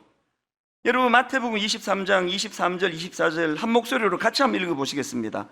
화 있을진저 외식하는 서기관들과 바리새인들이여, 너희가 박하와 회향과 근처의 11조는 들이되 율법에 더 중한 바 정의와 긍휼과 믿음은 버렸도다. 그러나 이것도 행하고 저것도 버리지 말아야 할지니라. 맹인된 인도자여, 하루살이는 걸러내고 낙타는 삼키는도다. 저는 요 며칠 동안에요, 하루살이는 걸러내고 낙타는 삼키는도다, 이 주님의 말씀을 오래 제가 지금 묵상하고 있는 중이에요. 예수님이 지금 비유로 말씀하시는데 하루살이와 낙타 둘 다 피해야 되는 것들이에요. 둘 다 부정한 것들이에요. 근데 주님이 지금 뭘 강조합니까? 주님이 가만히 보시니까요, 사람들이 그 아주 작은 하루살이는 걸러내려, 이 부정한 거래, 하루살이는 걸러내려고 그렇게 애를 쓰면서 막 그거보다 막 어마어마하게 큰 낙타는 막 그냥 수용하는 거예요. 막 먹는 거예요. 막 삼키는 거예요. 그 말씀이에요. 저는 며칠 내내 질문했습니다. 내게 하루살이가 뭘까? 절대로 하면 안 되는 거 몇 가지 있습니다. 술 안 먹는 거, 담배 안 피는 거, 저게 하루살이에요. 저 절대로 술, 담배 안 하거든요. 예수님이 뭐 그 칭찬해 주시겠죠. 그 하루살이도 피하는 게 좋으니까. 그러면서 내가 술, 담배 안 하는 이거에 대한 긍지가 너무 크면서 낙타를 너무나 주님이 싫어하는, 용서도 안 하고 막 툭하면 분노하고 툭하면 정죄하고, 막 부목사 하나가 내게 조금만 무리하면은 막 그냥 쫓아내버리고, 뭐 이런 건 대수롭지 않게 저지른다면 그게 지금 낙타를 먹는 짓이라는 거예요. 오늘 저는 여러분에게 진지하게 질문을 드립니다. 여러분에게 하루살이는 뭡니까? 너무나 긍지를 느끼면서 나 술 안 마셔, 나 담배 안 펴, 그러면 그런 긍지를 갖고 계시는 여러분에게 낙타는 무엇입니까? 이런 의미에서 여러분, 우리가 주님의 말씀을 가지고 그 경고를 받으면서 회복해야 될 게 세 가지가 있습니다. 주님이 지금 너무나 하루살이 정도가 아니고 엄청나게 중요하다고 생각하시는 말씀을 세 가지로 정리하는데요, 그 중에 하나가 정의입니다. 정의. 23절입니다. 화 있을진저 외식하는 서기관들과 바리새인들이여, 너희가 박하와 회향과 근처의 11조는 들이되 율법에 더 중한 바 정의와 긍휼과 믿음은 버렸도다. 제일 먼저 나오는 게 정의예요. 그래서 제가 이 정의가 원어로 어떻게 되어 있나 보니까 이게 크리시스라는 단어인데요, 바우어 사전에 의하면 이걸 이렇게 설명합니다. 크리시스는 심판, 재판의 의미로 주로 사용되는데 오늘 본문에서는 옳음, 정당함, 정의, 이런 의미로 사용됐다는 겁니다. 그리고 같은 내용을 그 그랜드 주석을 제가 찾아보니까 이 단어를 적용을 이렇게 합니다. 말과 행실로 자기 이웃에게 해를 끼치지 않는 태도, 이게 정의래요. 이렇게 이제 적용을 한 거겠죠. 술, 담배 안 피우는 게 하루살이라면요, 함부로 정죄하고 함부로 판단하고 함부로 말로 남에게 상처 주는 게 이게 낙타일 수 있다는 거 생각해 보셨습니까? 두 번째로 우리가 회복해야 되는 게 긍휼인데요. 23절을 다시 보십시오. 화 있을진저 외식하는 서기관들과 바리새인들이여, 너희가 박하와 회향과 근처에 11조는 들이되 율법에 더 중한 바 정의와 긍휼과 믿음은 버렸도다. 여기 나오는 긍휼에 해당되는 단어가 엘레오스라는 단어인데요, 제가 이 단어의 의미를 찾아보니까 신약 성경 그리스 사전이 이렇게 말합니다. 어떤 사람의 필요에 대해 표현되는 친절함, 자비, 연민, 동정, 이런 걸 나타내는 단어라는 겁니다. 바우 사전에도 보니까 이 단어는 두 가지 측면이 있는데요, 이 긍휼이라는 게 하나는 하나님께서 인간에게 베푸시는 긍휼, 그런가 하면 또 하나는 인간이 인간에 대해서 베푸는 긍휼, 이 두 가지 측면이 있는데, 이 본문에서 주님이 하시는 말씀은 후자, 인간이 인간에 대하여 베푸는 긍휼이라는 겁니다. 여러분, 나 술, 담배 안 먹어. 그런데 주님이 말씀하시는 인간에 대한 긍휼이 없다. 그게 낙타래요, 그게. 그래서 마태복음 9장 13절에 보니까 너희는 가서 내가 긍휼을 원하고, 주님이 말이에요, 내가 긍휼을 원하고 제사를 원하지 아니하노라 하신 뜻이 무엇인지 배우라. 나는 의인을 부르러 온 것이 아니요 죄인을 부르러 왔노라 하시니라. 마지막 세 번째로 회복해야 되는 게 뭐냐? 믿음이 믿음. 23절을 다시 보십시오. 화 있을진저 외식하는 서기관들과 바리새인들이여, 너희가 박하와 회향과 근처에 11조는 들이되 율법에 더 중한 바 정의와 긍휼과 믿음은 버렸도다. 여기 나오는 믿음은 여러분 다 아시는 단어예요. 피스티스라는 단어 여러분 들어보셨죠? 이 피스티스는 신실함 혹은 충성, 이런 뜻을 담고 있는 단어인데요, 그리스 사전에 보니까 본문에서의 이 단어는 그 상대방에게 인격적으로 신뢰받는 상태의 중요성을 강조하는 문맥으로 쓰여졌다는 거예요. 무슨 뜻인가 하면요, 자, 디도스 2장 10절을 보십시오. 훔치지 말고 오히려 모든 참된 신실성을 나타내게 하라. 여기 나와 있는 신실성이 뭡니까? 하나님 앞에 사람들에게 인격적으로 신뢰받는 이 상태가 중요하다는 거예요. 그러니까 지금 예수님께서 그렇게 율법을 잘 지키는 그 사람, 서기관 바리새인들에게 주시는 지적이 뭡니까? 지적이 먼저 너의 삶으로, 먼저 너의 성품의 신실함으로, 먼저 너의 신뢰할 만한 모습을 먼저 보여주라는 거 아닙니까? 우리 홈페이지에 들어와가지고 그냥 예수 좀 믿어볼까? 그랬던 어떤 세상 사람이 우리 홈페이지 와서 보고 정말 예수 믿어야 되겠다는 생각이 나고 있을까요? 저는요, 우리 홈페이지에 어떤 글도 원합니다. 저에 대해서 직설합법으로 지적해 주십시오. 그대로 수용하겠습니다. 단 예의를 갖추어 주세요. 저 59살이에요. 예의만 갖추어 주세요. 이런 내용들을 제가 쭉 살펴보니까요, 그 손봉호 교수님이 쓰신 주변으로 밀려난 기독교, 어떤 분이 그 송 교수님의 이 내용을 올린 게 있더라고요. 손봉호 교수님이 오늘 이 본문을 가지고 설명하는 대목이 나오는데 한번 들어보십시오. 한국 교회가 초기부터 예수님이 낙타에 비유했던 정의와 긍휼에 힘을 기울였다면 그때 누렸던 도덕적 권위를 계속 유지할 수 있을 것이고, 그 다음 들어보세요. 하루살이 같은 동성애와의 싸움에도 쉽게 이길 수 있었을 것이다. 동성애가 쉽다는 뜻이 아니고요, 우리가 이 세상 사람들에게 주님이 말씀하시는 낙타, 정의와 긍휼과 믿음으로 그들에게 신뢰를 받을 수 있었다면 이 동성애 문제에 대한 싸움에서 얼마나 이게 쉽게 다가가겠냐는 거예요. 교회가 그거 안 된다 그러더래. 그러면 뭔지도 모르고 믿을 수 있을 만큼의 낙타, 이걸 우리가 멀리할 수 있었더라면. 그러면서 그 교수님이요, 부연하는 말이 너무 공감이 됐습니다. 잘 들어보세요. 건국 후 상당기간 개신교만, 이 중요합니다. 건국 후 상당기간 개신교만 군목을 보냈는데도 다른 종교나 사회 누구도 이 일을 제기하지 않았다. 그만큼 기독교가 국민의 신뢰와 존경을 받았기 때문이다. 지금은 도덕적 권위를 상실해서 기독교가 아무리 옳은 주장을 해도 너나 잘하세요, 야유만 받게 되었다. 지금이라도 낙타와 하루살이를 구분하고 낙타에 집중해야 하루살이를 구할 수 있다. 저와 여러분 모두에게 주시는 말씀 그 다음 들어보세요. 정직하고 공정해서 정의를 실천하며 하나님과 믿음을 돈, 명예, 권력 같은 하급 가치를 얻는 수단으로 착각하는 우상숭배를 중단하고 하나님이 주신 복을 약한 자에 대한 긍휼에 사용하면 영적 전투에서 결코 패배하지 않을 것이다. 우리 교회의 원로 어른이 하시는 말씀이에요. 저는 오늘 주님의 이 본문의 경고 말씀을 그대로 수용하면서 이제 전 교회적으로 두 가지를 선포하고 또 촉구하는데요. 첫째, 내일부터 한 주간 동안 전 교회적인 금식을 선포합니다. 이건 영적인 문제예요. 너무나 혼란스럽던 지난 화요일 새벽입니다. 도대체 무슨 일인지 도대체 감을 잡을 수 없는 그 새벽에 하나님께서 뚜렷하게 저를 책망하셨어요. 닌 아직도 이게 뭔지 모르겠니? 분당 우리 교회 안에 담임 목사인 너 내면에 도사리고 있는 회개 교만의 문제를 경고하고 있는 거야. 그날 새벽에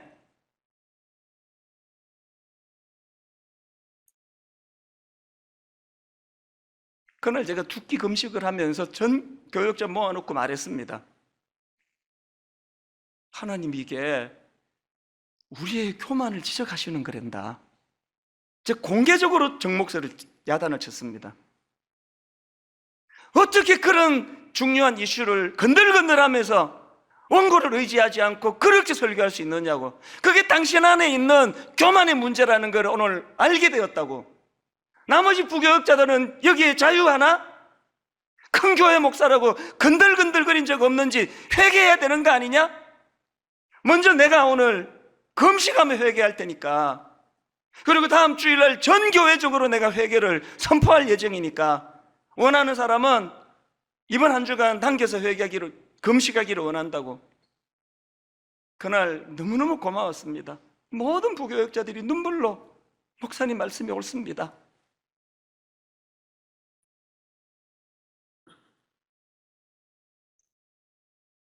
저는요 그렇게 저를 교회로 항의 전화 오게 만들고 저를 매도한 그 이모 교수가 이상하게 밉지가 않아요. 위선 떠는 거 아닙니다. 순간도 밉지가 않아요. 오히려 미안했습니다. 왠지 아십니까? 그 초신자예요.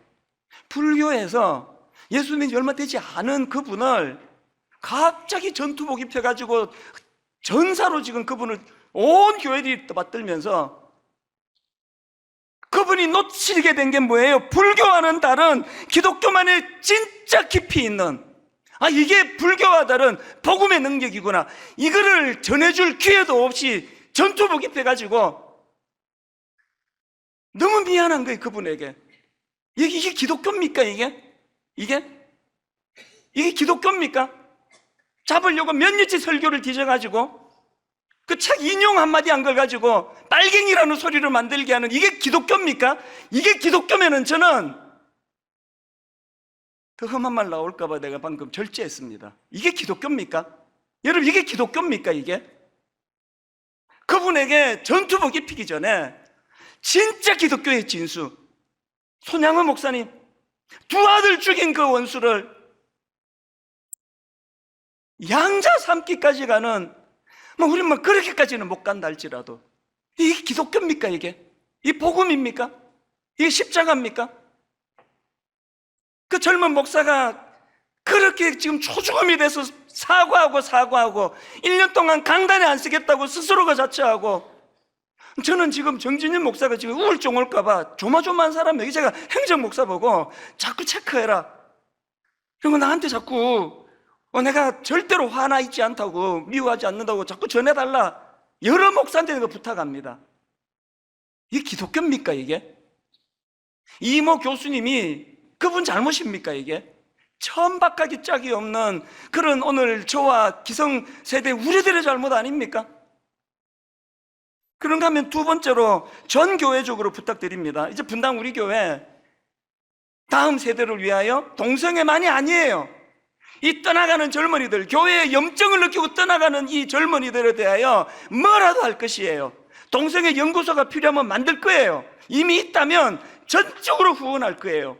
이요나 목사님이라고 연세가 70이 넘으셨고 지금 제가 알기로 암 2기인가 3기인가 그러신 할아버지가 세상에 수많은 지금 동성애에서 돌아온 그 젊은이들을 품고 고군분투하는데 지난주 제가 그 얘기를 듣고 회개했습니다. 이런 걸 내가 왜 못 도와드렸나, 이런 데를 왜. 저 진짜 제가 하나님 앞에 부끄러운 종이에요. 적극적으로 도와드릴 거예요. 힘을 얻도록. 그래서 그들이 다시 돌아올 수 있도록.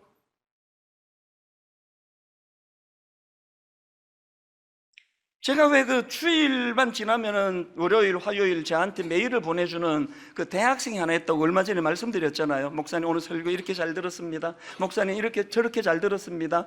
늘 그렇게 저를 격려해주는 형제가 있는데 불행하게도 이 형제는 지금 교회를 안 다닙니다. 정확하게 말하면 가나안 성도 교회를 떠났습니다. 이 형제가 출석하는 교회가 둘로 쪼개지고 성도들끼리 싸우고 다투고 반목하고 갈등하는 모습을 보면서 형제가 교회를 떠나버렸어요. 지금 유일하게 제 설교 다운받아서 지금 신앙을 지금 유지하고 있는 형제인데요, 한 번은 이런 글을 보내줬습니다. 저한테 형제가 맨날 싸우는 이런 한국 기독교 상황을 학교 기독교 수업 시간에 다루며 연대 다니는 학생이거든요. 이 기독교 학교 아닙니까? 미션 스쿨 아닙니까? 맨날 싸우는 이런 한국 기독교 상황을 학교 기독교 수업 시간에 다루며 많은 학생들이 개독교라고 비판하는 상황에서 많은 학생들 앞에서 한 명의 기독교인으로서 정말 미안하고 무거운 책임감을 느낀다고 사과했습니다. 왜 얘가 사과를 해야 돼요? 왜 얘가 뭘 잘못해가지고 얘가 사과를 해야 되느냐고요. 우리 같은 목사들이, 수많은 기성세대 사람들이 기독교를 이렇게 저질로 만들어버리고 우리가 사과해야지. 이 형제가 얼마나 신실한 크리스찬인지 아십니까? 한 번은요, 또 메일이 왔어요. 학교 수업 중에 의과대학을 다니거든요. 수업 중에 자기가 대놓고 동성애를 반대하는 그런 의견을 냈는데 막 그 일로 막 야유와 질타와 핍박이 얼마나 쏟아졌는지 그 일 이후로 자꾸 식은땀이 흐르고 공황장애가 올 것 같은 그런 상황이었다고 메일이 왔는데, 제가 그 메일을 보고요, 제가 분당 우리 교회 담임 목사로서 겪는 이걸 내가 힘들다 그러면 난 양심불량이라 생각했습니다. 여러분, 이 젊은 크리스찬들이 이렇게 잘 믿으려고 애를 쓰는데 좀 이렇게 힘은 못 실어줘도 어떻게 이렇게 유치한 기독교로 자꾸 전락을 시키시느냐고요. 용서가 안 되는데 그게 무슨 기독교입니까? 그게 내부에서 우리끼리 총질하고 있는데, 골리앗은 여기서 지금 발작 끼고 구경하고 있는데,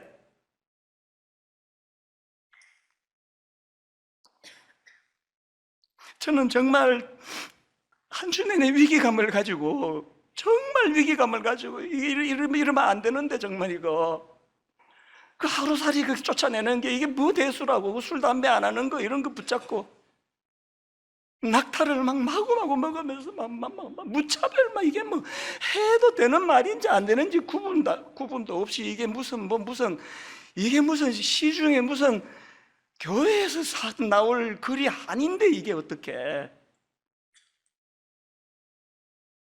여러분, 너무너무 위기감을, 이러다가 한국교회가 정말 하나님의 두려운 심판을 받는 거 아닌가 하는 위기감이 있었지만, 그러나 또 한편으로 저는 희망을 가지면서, 정말 희망을 가지면서, 요즘에 제가 많은 그 동성애 전문가들을 만나고 있는데요, 제가 지금까지 이야기를 나눈 전문가들은 동성애가 후천적이라고 그렇게 이야기를 100% 다 그렇게 하시더라고요. 그래서 저는 지금 미국에 있는 분들하고도 연결을 하고, 그래서 저도 이제 공부를 할 텐데 저는 그런 얘기를 들을 때마다 희망이 생깁니다. 이 후천적이라면 좋겠다. 진짜로 후천적이기를 나는 믿고 싶다. 이 후천적이라면 희망이 있잖아요. 여러분, 그런 어떤 그 달콤한 그 무엇의 어린애들이 만약에 그런 것 때문에 넘어졌던 희망이 있는 거 아닙니까?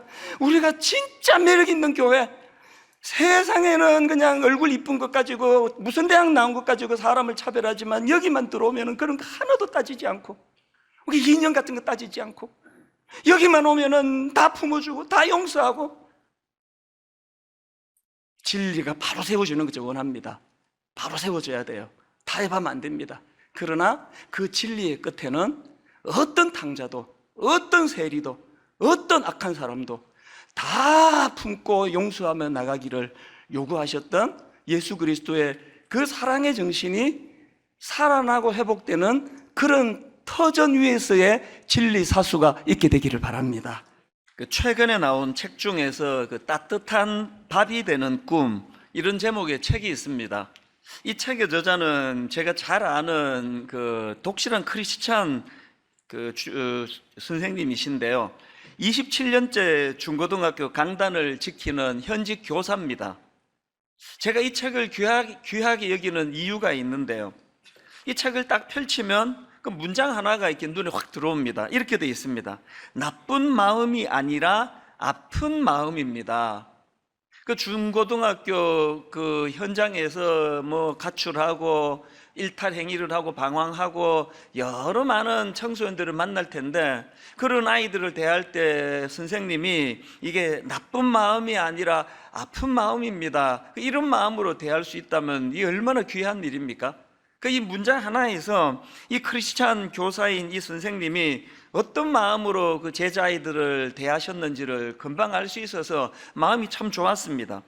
그리고 책 제목이 왜 따뜻한 밥이 되는 꿈, 이런 제목인가 봤더니요, 거기에 소제목으로 다시 한번 따뜻한 밥이 되는 꿈이라는 그 파트를 만들어 가지고, 이게 뭐 너무나 아름다운 그 문장도 너무 아름답습니다. 그 주옥 같은 그 긴 그 시 하나가 거기에 담겨져 있는데 일부를 제가 읽어 드리겠습니다.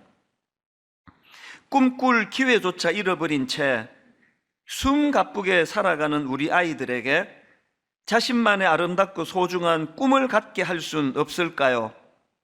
배고픈 사람을 위해 따뜻한 밥이 되는 꿈, 목마른 사람을 위해 맑은 샘이 되는 꿈, 사방백리 안에 굶어 죽는 자 없게 하라라던 경주 최씨 가문의 가훈 같은 거룩한 부담감으로 채워진 조금은 묵직한 꿈, 우리 아이들의 가슴을 이런 꿈들로 뛰게 할 순 없을까요? 의사가 되는 것이 최종 꿈이 아니라 의사로서 실천되는 소중한 사명이 최종적인 꿈이 되게 할 순 없을까요? 연봉을 비교하는 것이 아니라 각자의 소명을 비교하는 성숙한 마음으로 살게 할 순 없을까요? 긴 내용 중에 제가 일부만 발췌를 했는데요, 저는 이 대목에서 이 배고픈 사람을 위해 따뜻한 밥이 되는 꿈, 또 목마른 사람을 위해 맑은 샘이 되는 꿈, 이게 너무 제 마음에 이게 감동이 되더라고요. 사실 이 시에서는 교사로서 아이들이 이런 꿈을 꾸면 좋겠다고 그런 형식으로 썼지만 저는 이분을 잘 알거든요. 27년의 세월 동안에 바로 선생님 자신이 참 꿈을 잃고 사는 자기 제자 우리나라의 이 청소년들 얼마나 열악합니까? 그 아이들을 향해 가지고 배고픈 사람을 위해 따뜻한 밥이 되는 꿈, 이분이 꾸던 꿈이에요. 목마른 사람을 위해 맑은 샘이 되는 꿈, 현직에 있던 선생님이 자기 제자들을 향하여 이런 꿈을 꾸고 있다면 이게 얼마나 아름답습니까? 너 배고프니? 밥 먹어라, 이렇게 가이드 해주는 거하고 내가 니들의 밥이 돼줄게, 이 차원이 다른 얘기 아닙니까? 목마르니? 그 물 떠먹으면 돼, 이렇게 가이드 해주는 그거 하고요, 내가 너를 위하여 네 목을 적셔주는 정말 이 한 모금에 물이 되면 좋겠다, 이런 마음을 갖고 있는 거는 이건 뭐 천지 차이 아닙니까? 그래서 제가 이 책을 읽으면서 사실 뭐 학교 현장에서 교단에서 청소년을 가르치는 이분이나 또 우리 성도님들을 섬기는 목회자인 저나 방향은 같은 거 아닙니까? 그 책을 읽으면서 제가 다짐도 하고 또 반성도 하고 그러면서 이 책을 참 의미 있게 읽었는데요, 무엇보다도 제가 이 책에 대해서 감사하는 게 뭐냐면 하나님의 배려예요. 지난주에 제가 이제 우리가 요즘 사도신경을 공부하고 있지 않습니까? 사도신경 중에 성령으로 잉태하사 동정녀 마리아에게 나시고 하는 예수 그리스도의 탄생, 이 성육신에 대해 제가 준비하면서 막 책도 이만큼 구입하고 뭐 논문도 보고 자료도 뽑아놓고 2000년 역사 가운데 성육신과 관계되는 무슨 논쟁, 뭐 이단 이런 쪽으로 내가 설교를 준비하는데 하나님께서 네가 방향이 틀렸다는 거예요. 그렇게 설교하면 안 된다고 제게 말씀해 주시는 걸 제가 경험한 겁니다. 사실 여러분, 이 성육신 사건이 막 우리가 이해하기에 그렇게 어려운 내용은 아니지 않습니까? 하나님이신 그분이 우리의 죄를 사하시려고 인간의 몸을 입고 오셔서 우리의 죄를 십자가를 통해 용서해 주셨다. 이해할 수 없는 내용 하나도 없습니다. 왜 이게 우리가 이해하기가 힘드냐? 이건 우리를 향하신 하나님의 어떤 배려예요. 그 배고픈 사람을 위하여 너 밥 먹으라 이게 아니고 따뜻한 밥이 되어 주신 사건이에요. 목마른 인생들을 향하여 맑은 샘이 되기를 원하시던 사건, 이게 성육신이라는 거예요. 이게 막 머리에 담기에 막 너무 복잡한 방법을 쓰셔서 어려운 게 아니고요, 이 사랑이 너무 크시기 때문에 죄성을 가진 우리 머리에 담기지 않는 사건이에요. 우리가 이해하기에는 너무 버거운 겁니다. 그래서 이 책을 대하면서 오늘 설교의 방향을 다 바꿨습니다. 뭐 좀 아깝긴 하지만 논증하느라고 자료 모은 거 이런 거 다 뒤로 돌리고 언젠가는 또 쓸 기회가 있겠지만, 이런 의미에서 제가 깨달은 오늘 설교의 포인트가 어떤 방향이어야 하는가 하면은요, 예수 그리스도의 성육신 사건은 죄로 인해 사망의 길을 걷고 있는 인간을 내버려 두지 못하시는, 그걸 방치하지 못하시는 우리 하나님 아버지의 무한하신 사랑의 측면, 이걸로 성육신 사건을 우리가 살펴봐야 된다는 것입니다. 제가 이런 맥락으로 성경을 뒤져보니까요, 예수님의 성육신 사건을 이런 맥락으로 설명한 구절이 꽤 많이 나오더라고요. 예를 들면은, 요한일서 4장 9절입니다. 하나님의 사랑이 우리에게 이렇게 나타난 바 되었으니 하나님이 자기의 독생자를 세상에 보내심은 그로 말미암아 우리를 살리려 하심이라. 여기 보니까 예수님의 성육신 사건을 하나님의 사랑이 우리에게 이렇게 나타난 바 되었으니, 이걸로 지금 설명하고 있지 않습니까? 그리고 또 우리가 잘 아는 요한복음 3장 16절도 마찬가지입니다. 하나님이 세상을 이처럼 사랑하사 독생자를 주셨으니 이는 그를 믿는 자마다 멸망하지 않고 영생을 얻게 하려 하심이라. 이 성육신 사건을, 독생자를 주신 사건을 하나님이 세상을 이처럼 사랑하사, 여기에 무한하신 하나님의 사랑이 다 담겨 있는 거 아닙니까? 오늘 본문 마태복음 1장 20절 21절도 보니까요, 예수님의 탄생을 설명하는 과정에서 그 의미를 이렇게 설명합니다. 이 일을 생각할 때에 주의 사자가 현몽하여 이르되 다윗의 자손 요셉아, 내 아내 마리아 데려오기를 무서워하지 말라. 그에게 잉태된 자는 성령으로 된 것이라. 아들을 낳으리니 이름을 예수라 하라. 이는 그가 자기 백성을 그들의 죄에서 구원할 자이심이라 하니라. 무슨 뜻입니까? 배고픈 사람을 위하여 내가 밥이 돼줄게. 목마른 너희들을 위하여 내가 맑은 샘이 돼줄게. 이게 성육신 사건이라는 겁니다. 하이델베르크 36문도 이걸 설명합니다. 질문이 이렇습니다. 예수님의 거룩한 잉태와 탄생으로 말미암아 우리가 얻은 유익은 무엇입니까? 이에 대한 답입니다. 그가 우리의 중보자가 되셔서 흠없고 완전한 성결로서, 그 다음 보세요. 우리 자신의 비참함이에요. 잉태될 때부터 가지고 있는 우리의 죄를 하나님 앞에서 제하여 주신 사건, 이게 성육신의 유익이라는 겁니다. 배고픈 사람을 위하여 따뜻한 밥이 되어주셨고, 목마른 사람을 위하여 맑은 샘이 되어주셨고, 죄로 말미암아 정상을 벗어나 허덕이는 우리 인생을 위하여 자신의 몸을 내어주신 사건, 이 성육신 사건이라는 겁니다. 그래서 이거 이론으로 그렇게 들어가지 말고요, 오늘 우리는 이 성육신 사건을 감당하기 어려운 우리를 향하신 하나님의 그 사랑의 관점으로 이 말씀을 받았으면 좋겠고요. 그리고 또 이 사랑의 절정인 성육신 사건을 묵상하면서 여기 은혜를 받으면 우리가 여기에 두 가지로 반응을 드려야 된다는 거, 이 말씀을 좀 나누기를 원합니다. 성령으로 잉태하사 동정녀 마리아에게 나시고 이 사도신경을 고백하실 때마다 이 두 가지 하나님 앞에 아버지 결단함의 은혜를 구하기 원합니다. 그 두 가지를 좀 나눠보고 싶습니다. 첫 번째로요, 이 성육신 사건과 관련해서 우리가 해야 될 첫 번째가 뭐냐? 그 하나님의 사랑을 있는 그대로 수용하는 겁니다. 내가 감당하기 너무 큰 사랑이에요. 너무 버거워요. 그래서 나는 사양합니다. 이게 말이 되는 이야기입니까? 내 머리는 당길 수 없을 만큼 너무 크신 사랑이기 때문에 no thank you, 죄송하지만 내가 수용 안 하겠습니다. 이게 말이 되는 이야기입니까? 따지지 말고 그 사랑의 깊이와 그 사랑의 넓이를 감격함으로 그냥 수용하시면 돼요. 있는 그대로 수용하는 겁니다. 요한복음 3장 16절이 강조하는 게 그거 아닙니까? 하나님이 세상을 이처럼 사랑하사 독생자를 주셨으니 이는 그를 믿는 자마다, 여기 나오는 이는 그를 믿는 자마다라는 이 표현이 이게 하나님의 사랑을 좀 수용해다오, 그거 아닙니까? 하나님의 사랑을 조건 없이 그냥 그저 주는 이 사랑을 네가 수용하기만 하면, 제가 사도신경 첫 설교 때 드린 말씀 기억하시죠?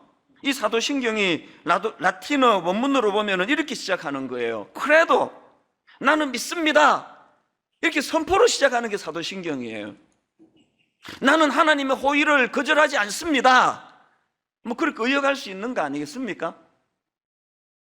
그런가 하면은 이 사도신경 할 때 신경은 라틴어로 순볼룸이라는 단어인데 이게 영어로는 패스워드, 우리말로는 비밀번호라고 말씀드렸잖아요. 요즘에 신방을 가다가 보면은 그 아파트들이 지금 그 열쇠에서 비밀번호로 좀 바꾸는 추세 같아요. 꽤 많은 집들이 그 비밀번호로 지금 단추 누르는 걸로 바뀌더라고요. 교회의 제 사무실도 비밀번호예요. 요즘에 제 자신이 너무 이상한 게 매일 비밀번호 누르고 들어가는데 어떨 때는 비밀번호가 생각이 안 나요. 이게 나이가 들어가는 건지 원래부터 그랬는지는 모르겠는데요, 아무리 생각해도 비밀번호 생각이 안 나가지고 막 계속 한 10번 누르면 이제 나의 먹통이 돼버려요. 도둑인 줄 알고. 생각이 안 나는 걸 어떡합니까? 온 그 경비하시는 분, 관리하시는 분, 우리 부교역자 모두가 다 이게 내 방인 거 다 알지만요, 못 들어가요. 비밀번호 알아내기 전에는 문 안 열어줍니다. 우리가 매 예배 시작하는 그 정시에 사도신경으로 예배를 시작하는 의미가 뭔지 아시죠? 오늘 예배의 문을 열고 들어가는 비밀번호가 사도신경입니다. 나는 믿습니다. 나는 하나님의 호의를 거절하지 않습니다. 나는 하나님의 호의를 있는 그대로 수용하기 원합니다. 이 정신이 담겨 있는 게 사도신경의 고백이거든요.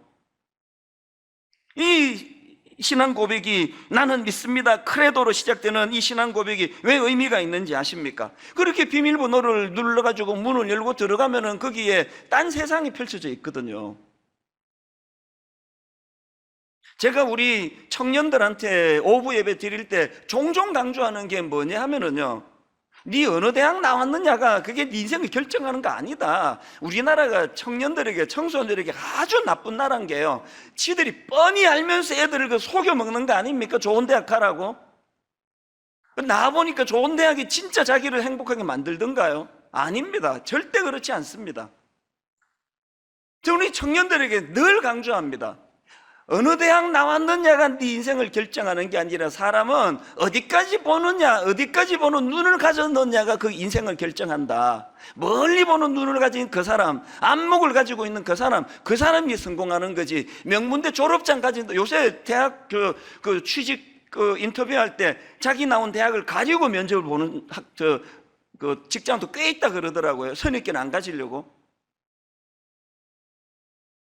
제가 종종 예를 드는 다윗, 아니 왜 그 시골 목동인 다윗이 나머지 주변의 지 친구들 전부 목동으로 시작해서 양치기로 시작해서 양치기로 인생이 끝나는데 유독 다윗만 양치기로 시작해서 위대한 왕으로 인생을 마감할 수 있었느냐? 이 차이가 뭐냐? 다윗은 다른 목동들이 못 보는 데까지 멀리 보는 안목이 있었거든요.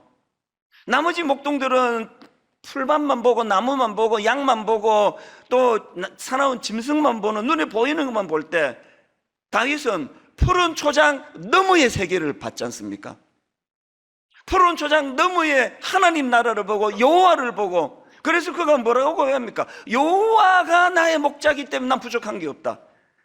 그 23편에 다 아시지만요, 거기에 뭐 음침한 골짜기도 나오고 원수도 나오고 만만치 않은 그런 고난이 많습니다. 그럼에도 불구하고 부족함이 없다고 고백하는 것은 푸른 초장 너머에 여호와 하나님을 보는 눈이 열렸기 때문이고, 이게 그로 하여금 한 나라의 왕으로 만드는 결정적인 계기가 된 거 아닙니까?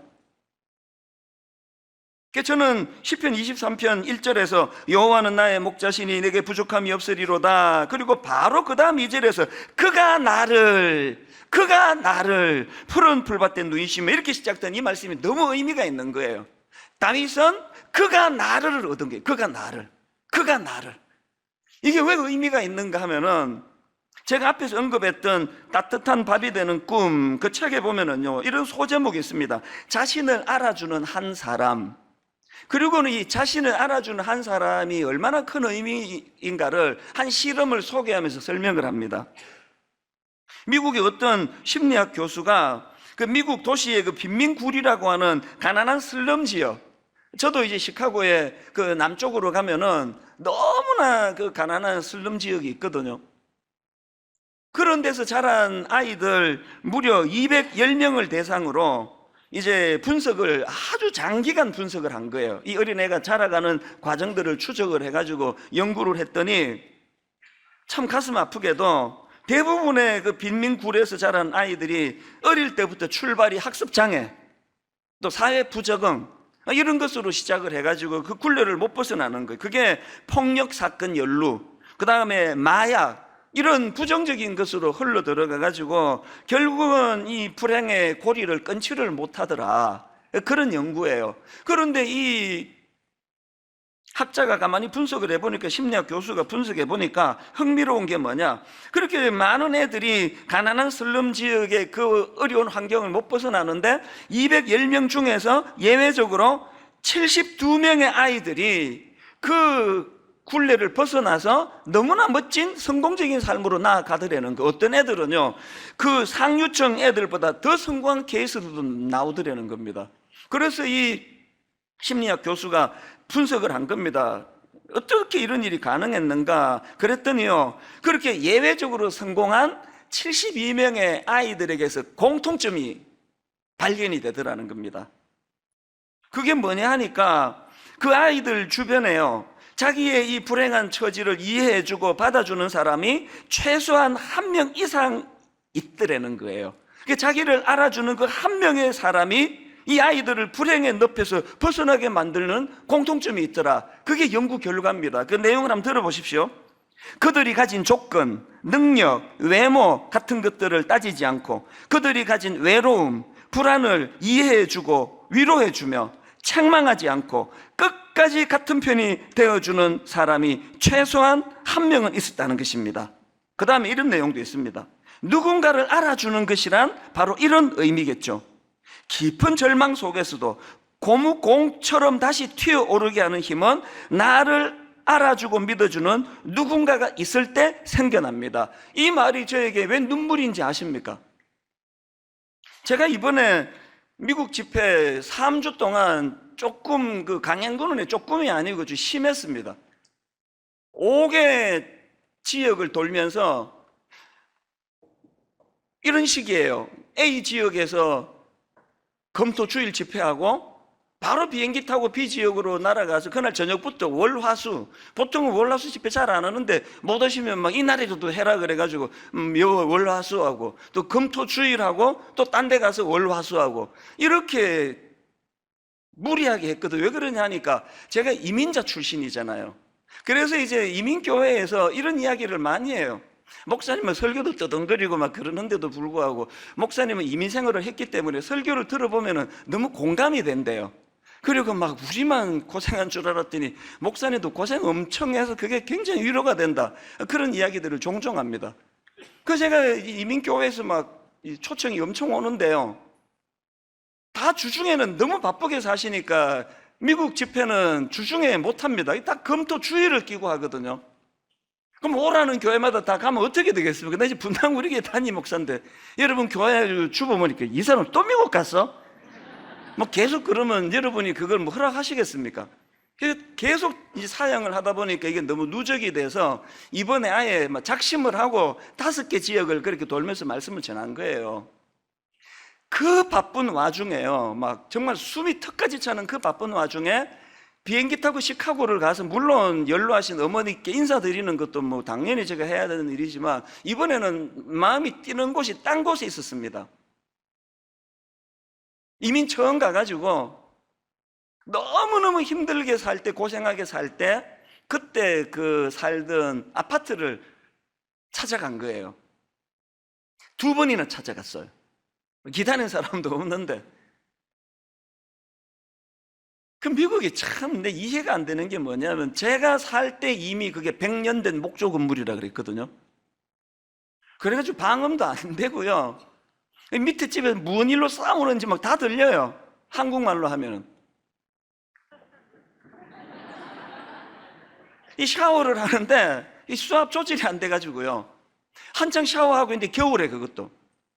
밑에 집에서 저 소변을 보고 물을 확 내리면 갑자기 이제 찬물을 그분이 많이 쓰면은 샤워하다가 뜨거운 물이 막 뜨거라 그러면서 이렇게 나가야 되는 게 뭐 일주일에 뭐 한두 번은 있을 정도의 100년 된 목조 건물에 제가 살았거든요. 아주 싸기 때문에 뭐 글로 간 거 아닙니까? 이번에 가보니까 이제 그러고 뭐 지금 한 40년 세월이 흘러 140년 됐는데 그렇게 하고 또 살더라고요. 그렇게 재건축 이런 건 그 나라에는 없습니다. 제가 너무너무 고생 많이 하고 나중에 통장에 20불까지 떨어졌는데 이제 취직은 안 되고 했던 그 절망을 경험했던 지역이기 때문에요. 나중에 한국 돌아오고 한때는 그쪽으로 고개도 돌리고 싶지 않더라고요. 그랬던 끔찍한, 내 기억에 끔찍한 지역인데 왜 제가 이 바쁜 와중에 비행기 타고 가서 2번이나 그 현장을 제가 찾아갔을까요? 왜 그랬을까요? 은혜 받고 영화는 열고 났더니 의미가 달라지는 거예요. 인생은 해석이에요. 인생은 상황 아닙니다. 근데 뭘 해석하게 됐습니까? 힘들었던 거 맞습니다. 고생 많이 했던 거 사실이에요. 한때 그쪽으로 고개도 안 돌리고 싶을 만큼 끔찍했던 거 맞습니다. 그러나 이번에 제가 발견한 게 뭐냐, 그럼에도 불구하고 그 시카고 고생하던 그 가난한 그 지역에서 자신을 알아주는 그 한 사람을 내가 발견했거든요. 날 알아주시던 예수 그리스도 그 한 분, 내가 가진 조건, 내가 가진 능력, 내가 가진 외모 이런 것들로 따지지 아니하시고 내가 가진 외로움, 내 불안을 이해해 주시고 위로해 주시고 책망하지 않으시고 끝까지 내 편이 되어 주셨던 예수 그리스도를 인격적으로 만났던 데가 그 동네 그 집이거든요.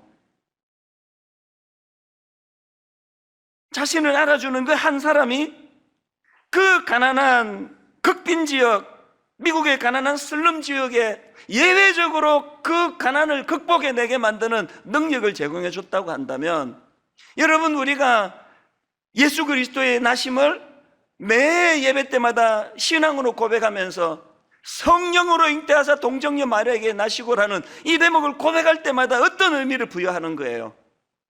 그 한 사람이 목말라는 우리에게 내가 너의 샘이 되어줄게, 배고파하는 아들에게 많은 사람들이 왜 밥 먹지 왜 그걸 굶고 있니, 이런 충고는 내가 많이 들었지만 친히 주님이 밥이 되어주셨던 그 사건을 경험한 곳이 시카고이기 때문에 요즘에는 그 지역이 저의 눈물의 장소예요. 그리고 그 지역이 감동의 장소예요. 사도신경의 의미를 여러분들이 매일 사도신경을 고백할 때마다 조건 없이 이렇게 밥이 되어주시고 샘이 되어주시는 그 은혜를 사양하지 마시고 거절하지 마시고 그것을 수용하는 그런 믿음의 자녀들 되시기를 바랍니다. 그 주님께서 마태복음 1장 23절로 임하고 계세요. 보라, 처녀가 잉태하여 아들을 낳을 것이요 그의 이름은 임마누엘이라 하리라 하셨으니 이를 번역한즉 하나님이 우리와 함께 계시다 함이라. 눈물 나는 말씀 아니겠습니까? 그런가 하면 두 번째로요, 이 하나님 사랑의 절정인 성육신 사건을 접할 때마다 우리가 기억해야 될, 드려야 될 한 가지가 더 있습니다. 그걸 수용해서 누리는 것도 중요하지만 두 번째가 뭐냐, 이 성육신 사건을 순종과 사명으로 연결시키는 거예요. 지금 한국교회가 많이 어렵습니다.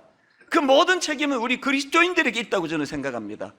그동안 우리가 은혜 받았다고 떠들고 다니고 간증을 많이 했지만 그 놀라운 성육신의 무조건적인 그 사랑을 성육신의 정신으로 승화시켜서 우리도 낮은 곳으로 임해 우리도 연약한 이웃을 돌보는 일을 안 한 모든 책임이 오늘 나라가 이렇게 혼란스러운 결과라고 저는 생각합니다. 그래서 마음이 아픈 거예요. 여전히 뭐 네가 잘못했네, 내가 잘못했네 이러고 있는 현실이 가슴 아플 뿐입니다. 주님이 언제 우리처럼 이론으로 뜯으시던가요? 그냥 가난하고 병들고 소외된 사람들 찾아가셔서 그들과 함께 하시고 호흡하셨던 그분이 예수 그리스도 아닙니까? 많은 오해와 비난을 감수하시면서도 그 당시 손가락질 받던 창녀와 세리들 곁을 떠날 수 없으셨던 이게 성육신의 정신 아닙니까? 풍랑이는 바닷가에서 자기들이 갖고 있는 실력으로는 이 풍랑을 해칠 수 없는 절망의 그 현장으로 찾아가셔서 안심하라, 내니 두려워 말라. 이게 성육신 아닙니까? 성육신의 정신. 제가 이걸 오픈해야 되나 말아야 되나 고민을 많이 했고 제 아내랑도 의논을 했는데요, 이것이 어떤 가십으로 전락되지 않기를 바라면서 제가 말씀을 드립니다. 2주 전에 제 아내가 유방암 수술을 했습니다. 이번에 유방암 발병 소식을 듣고 더군다나 제가 없을 때, 저는 미국에 사명으로 3주간을 정신없이 다닐 때 이제 건강검진을 받았는데 이제 미국에 가 있는 동안에 연락이 왔습니다. 여보, 뭐가 좀 이상하대요. 그래서 이제 초음파 검사를 받았더니 너무나 감사하게도 유방암이기는 한데 막 완전 초기라는 거예요. 그래서 너무 감사하다고 생각했습니다. 그랬는데 한 3일 있다가, 한 일주일 됐나, 한 며칠 있다가 억장이 무너지는 연락이 다시 온 거예요. 초음파상으로는 너무나 이게 뭐 완전 초기인데 조금 더 민감하다고 하는 MRI 촬영을 했더니 그게 아니라는 거예요. 그 조직 검사한 세포 주변에 암세포로 의심이 되는 많은 것들이 전체에 지금 퍼져 있다는 거예요. 초음파 검사 때보다 뭐 훨씬 더 범위가 넓고 위험한 상황이라고. 그래서 이제 또 제 아내는 집회하는 제게 방해가 된다고 뭐 어지간하면 의논도 안 하고 괴로워했는데 그 의사분이 이제 수술하시는 분이 결정을 내리시기를 이거는 전체를 절제해야 된다. 이게 지금 다 번져 있을 것 같은 위험이 있기 때문에 전체를 절제해야 되고 또 그거를 또 뭐 이식 수술을 해야 되고 뭐 이제 이런 되게 가슴 아픈 이야기를 전해주더라고요. 그래서 이제 그렇게 하기로 결정을 했는데 그 수술하는 의사분이 바로 수술 직전에 마음을 바꾸신 거예요. 그래도 이게 여성이 이게 전체를 절제하는 게 이게 보통 문제냐. 그래서 재수술할 각오를 하고 그 부분을 부분 절제로 한번 해봅시다. 재수술을 각오해야 됩니다. 그 소식까지를 제가 들었는데 이게 너무나 하나님의 일하시는 게 오묘막측한 게요, 제 아내가 수술하는 거는 지금 한국이 오전 시간이고 미국은 그게 저녁 시간이잖아요. 마지막 저녁 집회 시간에 제 아내가 수술을 하는 거예요. 내가 뭐가 두려웠냐면 처음에 초음파는 별거 아니라 그러더니 조금 더 민감한 MRI는 되게 심각하다 그러는데 이게 딱 열어봤더니 또 그것보다 훨씬 심각하나 이렇게 되는 거 아닌가라는 인간적인 두려움이 생기더라고요. 참 이게 인간이 약한 게요, 마지막 여정의 마지막 부흥회예요. 마지막 집회에 이제 대기실에 혼자서 기도하는데요, 분명히 시작을 이렇게 기도했습니다. 하나님, 오늘 마지막 집회인데 성령 이 집회에 기름 부으시고 은혜 내려주시기 원합니다. 이렇게 시작을 했는데 정신 차리고 보니까 내 안에 좀 살려주세요, 내 안에 좀 살려주세요, 그렇게 하고 있더라고요. 또 아버지, 오늘 부흥에 은혜 주시기 원합니다. 한 영혼도 은혜 받지 못하는 일이 없도록 도와주시기 원합니다. 그렇게 시작했는데 또 보니까 또 수술이 지금 이제 들어갔는데 안에 좀 살려주세요, 살려주세요, 그렇게 기도하고 있더라고요. 시간이 됐습니다. 그래서 대기실에 있다가 이제 쭉 걸어서 앞으로 이 자리예요. 맨 앞에가 딱 앉는데요, 내가 그 순간을 잊을 수가 없습니다. 딱 앉아서 기도하는데 기도 제목이 딱 바뀌어지는 거예요. 제 아내를 위한 기도 제목이. 계속 살려주세요, 살려주세요 이렇게 기도했던 제가 본당에 들어와 딱 기도하는데 이렇게 기도가 바뀌는 겁니다. 하나님께서 제 아내를 왜 살려주셔야 하는지 그 이유를 발견하게 해주시기 원합니다. 하나님이 내 아내를 살려주셔야만 한다면 그 이유를 내가 발견하기를 원합니다. 그날따라 또 막 원고가요, 막 되게 막 웃기고 막 이런 게 많은 원고라서 지금 부인은 지금 암 수술하고 있는데 막 웃겨가면서 그 때문에 예배 지장을 줄 수는 없으니까요. 그리고 예배가 다 끝났습니다. 그 다음 날인가 이제 결과를 알려주는데요. 기적이 일어난 거예요. 우리 입장에서는. MRI 상에 의심되던 이 퍼져 있던 것들이 하나도 암세포가 아니라는 거예요. 전부 다 아니더라는 거예요. 그래가지고 재수술 안 해도 되고 항암 치료 안 받아도 되고 이제 방사선 치료만 받으면 된다. 그래서 그 처음에 보았던 초음파 검사가 옳았다, 그런 판정이 나는데요. 한편으로 너무 감사했지만 감사가 내 머리를 스치는 순간 저를 뒤덮었던 생각이 뭔지 아십니까? 바로 하나님께 약속을 드리는 거였습니다. 하나님이 제 아내를 살려주셔야만 하는 이유를 오늘부터 제 아내와 더불어 답을 찾아드리겠습니다. 그 사명이 뭘까요? 저는 이번에 하나님 앞에 기도하면서 하나님, 제 아내의 이런 원치 않는 이 가슴 아픈 이 일이 정말 수많은 이런저런 아픔을 가지고 신음하고 병들고 경제적인 문제, 이런저런 고난에 있는 분들의 마음을 헤아릴 수 있는 성육신의 정신을 회복하는 재료가 되게 해 주시옵소서. 도구가 되게 하여 주시옵소서. 제가 오늘 설교 제목을 두려운 은혜 이렇게 잡은 이유가 여기 있습니다. 즐거운 은혜, 행복한 은혜, 감사한 은혜이기도 하지만요, 그렇게 하고 끝나는 데서도 타락이 시작이 되거든요. 그 은혜가 처음에 감사의 은혜 맞습니다만, 그러나 그 은혜가 두려운 은혜로 바뀌어야 돼요. 마리아가 그 놀라운 성육신의 연장에 주님이 초청하시잖아요. 그랬을 때 말씀대로 내게 이루어지이다, 이게 여성으로서 이게 보통 이게 위험한 고백입니까? 그래서 두려운 은혜인 거예요. 두려운 은혜. 제 아내한테 내가 이거 예배 시간에 오픈해도 되겠냐고 그렇게 의논했더니 기꺼이 그렇게 하시라고. 이 일을 통해서 많은 분들이 위로를 받고 또 우리가 살아야 되는 이유를 찾아내는데 쓰임이 받기를 원하는 그런 마음으로 제가 이것을 오픈하기로 결심을 한 거예요. 그러고 보니까 암 판정을 받은 어떤 목사님이 자기가 이제 판정을 받고 또 수술하고 항암 치료하는 과정을 쭉 설명하는데, 그때까지는 공부 남 얘기하듯이 정말 힘들더군요 막 그러면서 그렇게 이야기하더니 어느 대목에서 이분이 무너지는 가니까 이번 일들을 통해서 우리 환우들이 겪는 고통이 얼마나 크다는 걸 내가 알게 됐다는 그 대목에서 이분이 툭 터지더라고요. 울컥하면서 눈물이 터지더라고요. 이 목사님은 당신이 경험한 이 가슴 아픈 사건을 낮은 곳에서 신음하는 성도들의 눈물을 헤아리는 성육신의 정신을 회복하는 재료로, 도구로 쓰신 거거든요. 옛날에 그 중고등학교 때 만든 기독교 영화인데요, 제목이 낮은 대로 임하소서. 이게 아무리 기억해도 그 영화 본 내용은 안 떠오르는데 이 제목이 요 근래 계속 맴도는 거예요. 낮은 대로 임하소서. 우리는 계속 높은 데로 임하여 주셔가지고 부자도 되게 해주시고 서울대학도 보내게 해주시고 하나님 아버지 병 절대 안 들게 해주시고 계속 높은 데로 임하게 해달라 그러는데, 그때 그 시각장애인 목사님 얘기였던 것 같아요. 낮은 데로 임하소서. 오늘 한국 교회가, 아니요, 오늘 한국 사회가 위기예요. 뭐 밖에서 뭐 일본이 미국이 뭐 어쩌고 난 그거 별로 겁 안 내는데요, 지금 우리끼리 지금 이렇게 그냥 우리끼리 미친 듯이 싸우다가 이게 뭐 어떻게 되는 건가 너무 두렵거든요.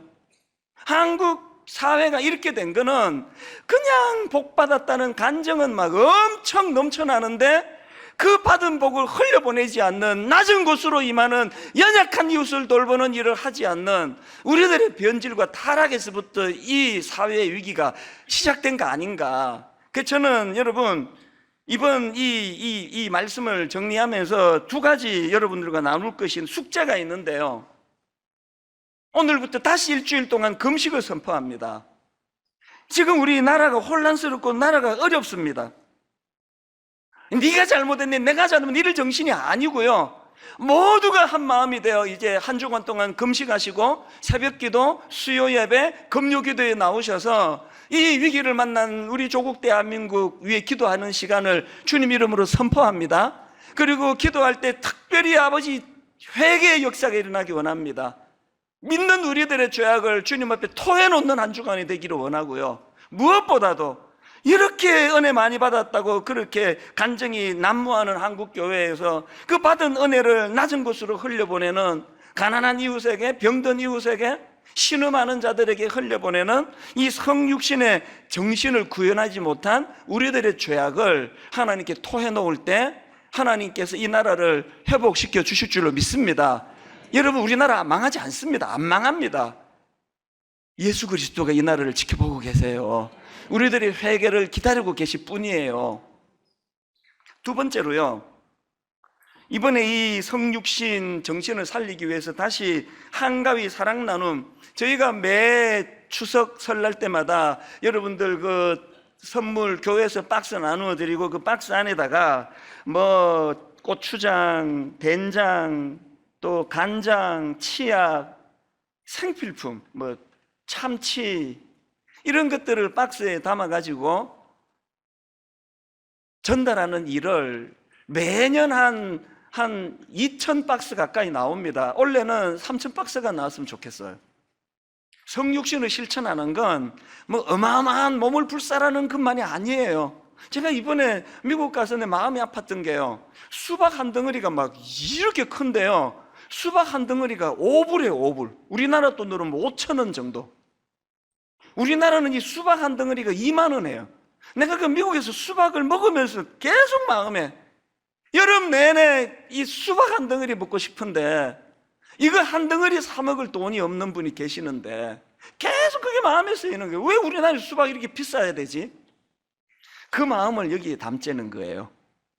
여러분, 우리가 조금 아끼고 절약해 해서 박스에다가 내가 먹고 싶은 거, 싸구려 위주가 아니에요. 내가 먹고 싶은 거, 그런 것들을 담아가지고 전달해주면 이번 추석이 그분들에게는 낮은 곳으로 임한 하나님의 사랑을 경험하는 계기가 되는 줄 믿습니다. 결론을 이렇게 맺기를 원합니다. 배고픈 사람을 위해 따뜻한 밥이 되어 이 땅에 오신, 목마른 사람을 위해 맑은 샘이 되어 이 땅에 오신, 죄로 말미암아 하나님의 관계가 깨져버린 우리 인생을 위하여 인간의 몸을 입고 십자가의 자리로 걸어가신 그 성육신의 정신을 많이 누리시고 또 그 정신을 회복해서 많이 흘려보내 베풀고 섬기는 그런 그리스도인들 되시기를 주님 이름으로 축원합니다.